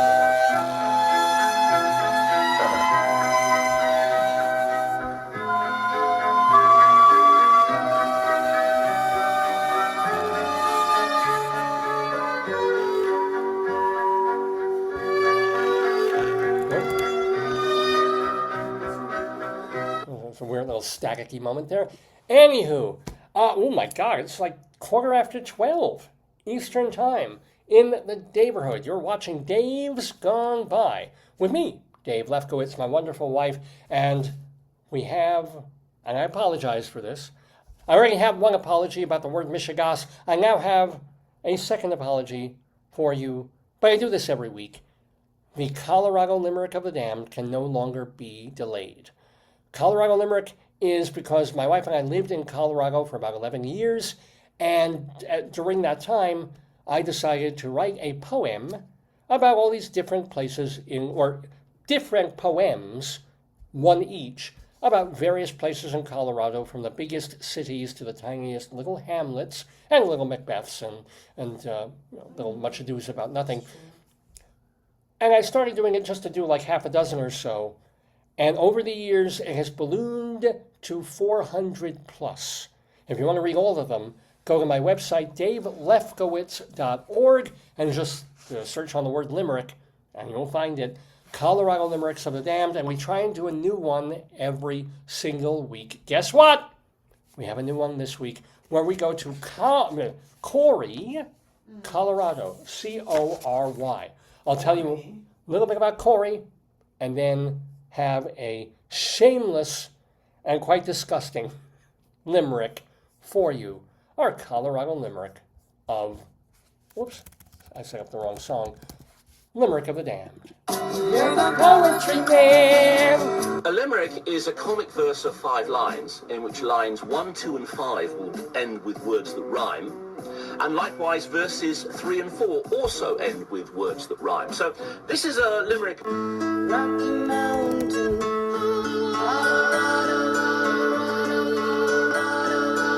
Thank you, Christine Lavin there. Our Colorado limerick of the Damned. Cory is the place we're going to. If you haven't heard of it, well, it's small. It's an unincorporated community in Delta County, which is in central western Colorado. It is quite literally a mile high, sort of like Denver, and it's very small, but Cory has its own post office and zip code. Wow. So So that- zip code must be big. That's pretty big for a zip Yeah. code. Yeah, either that or Well, it was located in a Look, place they're where, putting up brisket because people wanted yeah, hot sale. yeah. Okay. And by the way, Cory was named in the 1890s for Cora Hersman. She was the wife of an early postmaster. So they named it Cora, or they named it Cory for Cora. Who knows why. Anywho, we're going to put Cory centrally on the map on Dave's Gone By this week because it is our Colorado limerick of the damned. Here we go. Whoa! I'm wondering if the balloon will pop because this is rather naughty, rather awful. I know a young woman from Cory whose lifestyle is lively but hoary. In order to please, she drops to her knees and sucks from a hole we call glory.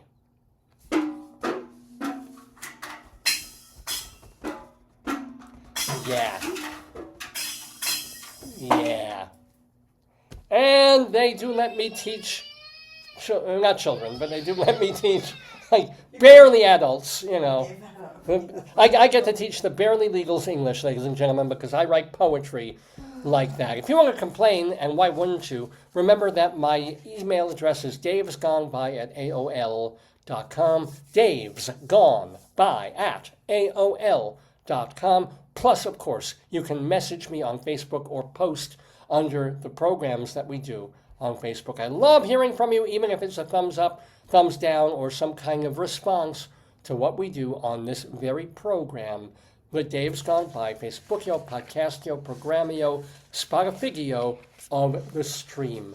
Well, this is now officially concluding our 1044th episode of The Shy. Here, I'm just going to pull that down. Next week, good Lord willing, and the creek don't rise, or even if the creek do rise, don't really have a creek nearby, we will have our 1045th episode of the show. And let me tell you about a couple of,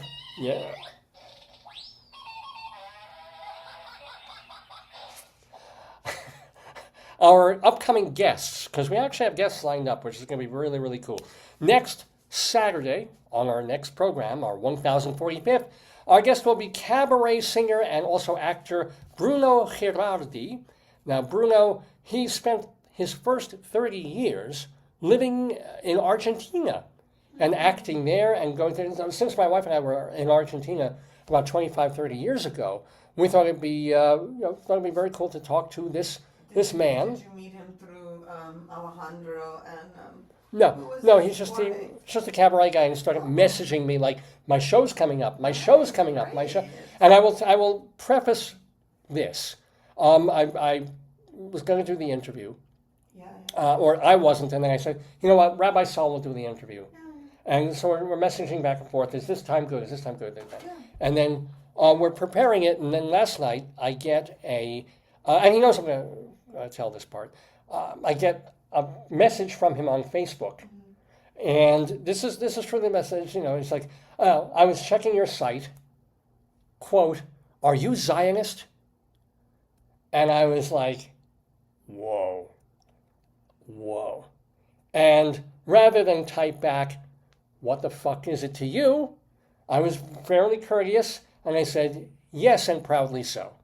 And certainly the rabbi, I think I said both me and the rabbi, or the rabbi and I, are quite exceptional. And then I was like, problem? Question mark? And he said, and the basic gist of his response was, well, I'm on very much the opposite side, but I'm willing to talk to everybody. So I warned him. I said, okay, we can do the interview with Rabbi Sol. It could get contentious, or it might not. But, Rabbi Sol, oh, wow, the light's been in the shot. Oops. Rabbi Sol is obviously even more pro-Israel than I am. But why not? Let's talk to someone in the enemy camp, if you will. Especially since he's from Argentina and he does cabaret. And he says, literally, one of his says, some of my best friends are Zionists. So, yeah, this is what we're fucking dealing with in America and across the world right now. Yeah, some of my best friends. Well, I don't think anybody... Well, actually, some of our former best friends were anti-Israel. So I guess that kind of holds. If you can have a conversation without killing each other, I guess that's what we call progress. We will see. So next Saturday, on Dave's Gone By, actor and cabaret singer Bruno Giraldi talking to Rabbi Sol Solomon, mostly really about cabaret and about acting and what it was like living in Argentina for 30 years, which is what I'm even more interested in than the fucking Middle East.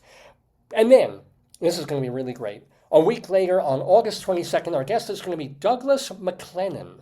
Now, Doug, a fine writer and arts journalist, created Arts Journal, which has been around for 2.5 decades. He's someone that I met, I was sort of mentored by one of the teachers that we had when a group of us were selected to be Arts Journalist Fellows by University of Southern California and the National Endowment for the Arts. They were doing these annual amazing fellowships out in California where we would be have seminars and meetings with and have our work looked at by people like Robert Christgau for music people and Tim Page, actor people, director people, pretty major, intelligent, accomplished people in their fields. It was a wonderful, and we went to see theater, and we talked about it and debated things. One of the folks that was mentoring us in that program is Doug McLennan. So, and he was the guy, and we're talking now 15, 20 years ago, just about, who was saying back in the day when only a few of us were even paying any attention to social media. We're all computers, we're all email. And he was like, you don't have a Twitter feed? Get on Twitter. You don't have this thing? Because it is going to be about the national conversation. Wow. That's where the world is going. Now, his predictions have come true beyond what he even expected. Now he's dealing with the ramifications of AI and what that all means, and the rules and regulations of AI. So it's going to be this wide conversation. Also, Wow. I'm so excited about this. Wow. He also had an article that got a ton of responses from the community that I'm in, responding to the problem that's happening in the nonprofit theater sector around the country. When Oscar Eustis, the head of the Public Theater, stepped down after 20-something years leading the public theater, he not only just saying, hey, thank you, bye, it's been great, but he also was saying, ooh, nonprofit theaters, that whole, what do you call it, the business plan, the whole way that they're operating is dying. Wow. It cannot contain, the center cannot hold anymore. Things have to change, or more theaters are going to close, and more problems When are did he going say this? like 2-3 weeks ago, when he, Our friend said that at our old university with the subscription model and how to keep, he said, yeah. yeah, so it's happened, it is. But what's next? Wither the nonprofit theater community, the regional theater circuit. What can save it? or transform it. Does he have a solution? I'm sure he has thoughts on that. We're going to ask Doug McClennan on August 22nd when he talks to Rabbi Sol Solomon. So some really interesting guests coming up on Dave's Gone By. You have to keep it here every Saturday from 9 until noonish or thereabouts. Remember that our archives, davesgoneby.com, archive.org, Spotify, and the audio archives at castbox.fm. Well, honey, is there any other unfinished business No, I gotta go that we play have my to... I gotta go play my solitaire now. Well, I was going to do... I have to say I was going to do a segment on Paris Hilton, but got cut. Oh, I gotta go do my solitaire, David. Time for my wife to play her latest addiction is solitaire. She just plays game after game after game. I mean, it's a calming, soothing, I love numbers. addictive I love thing. numbers. Yeah. I just can't tell the king and the jack apart. That's my only weakness. Well, maybe there's another program you can find that will be I more. think it's just the shape. Like I can't. I have to just be more aware. But anyway, she's got solitaire waiting. I'm hungry as a bear that wanders in and eats a peach and craps on the floor. So I think it's time to say farewell this week, this mid-August week, or still early-ish August week, to all of you in the Daverhood. Thanks so much for watching. Please tell your friends about the They show. call their smoker Bam Bam. Why? And that's the smoker. Well, they put pebbles on it? I don't, maybe. Are they giving away a smoker? No. Well, They're not doing anything like that. oh. Anywho, thank you for being with us this week and every week in the Daverhood. Days gone by, days gone by, days gone by. But I have to say, I went for the blood test and it was well done. It seemed to be. But look at this. That's it. I'm suing Johns Hopkins. Look at that bruise. I'm suing for $12 million because my beautiful skin is now tainted. Can you see it? I'm $20 million. Negligence. Oh, and it doesn't hurt. Thank God. It doesn't even when I flex my arm, but it's still visually. If it hurt, it'd be $50 million. So I'm letting them off easy, ladies and gentlemen. $12 million lawsuit. If you have a bruise like this, if you've been stuck at Johns Hopkins for a blood test and you have a disfigurement of this level, maybe we'll do a class action together. Get in touch. Dave's Gone By at AOL.com. We'll see you next week.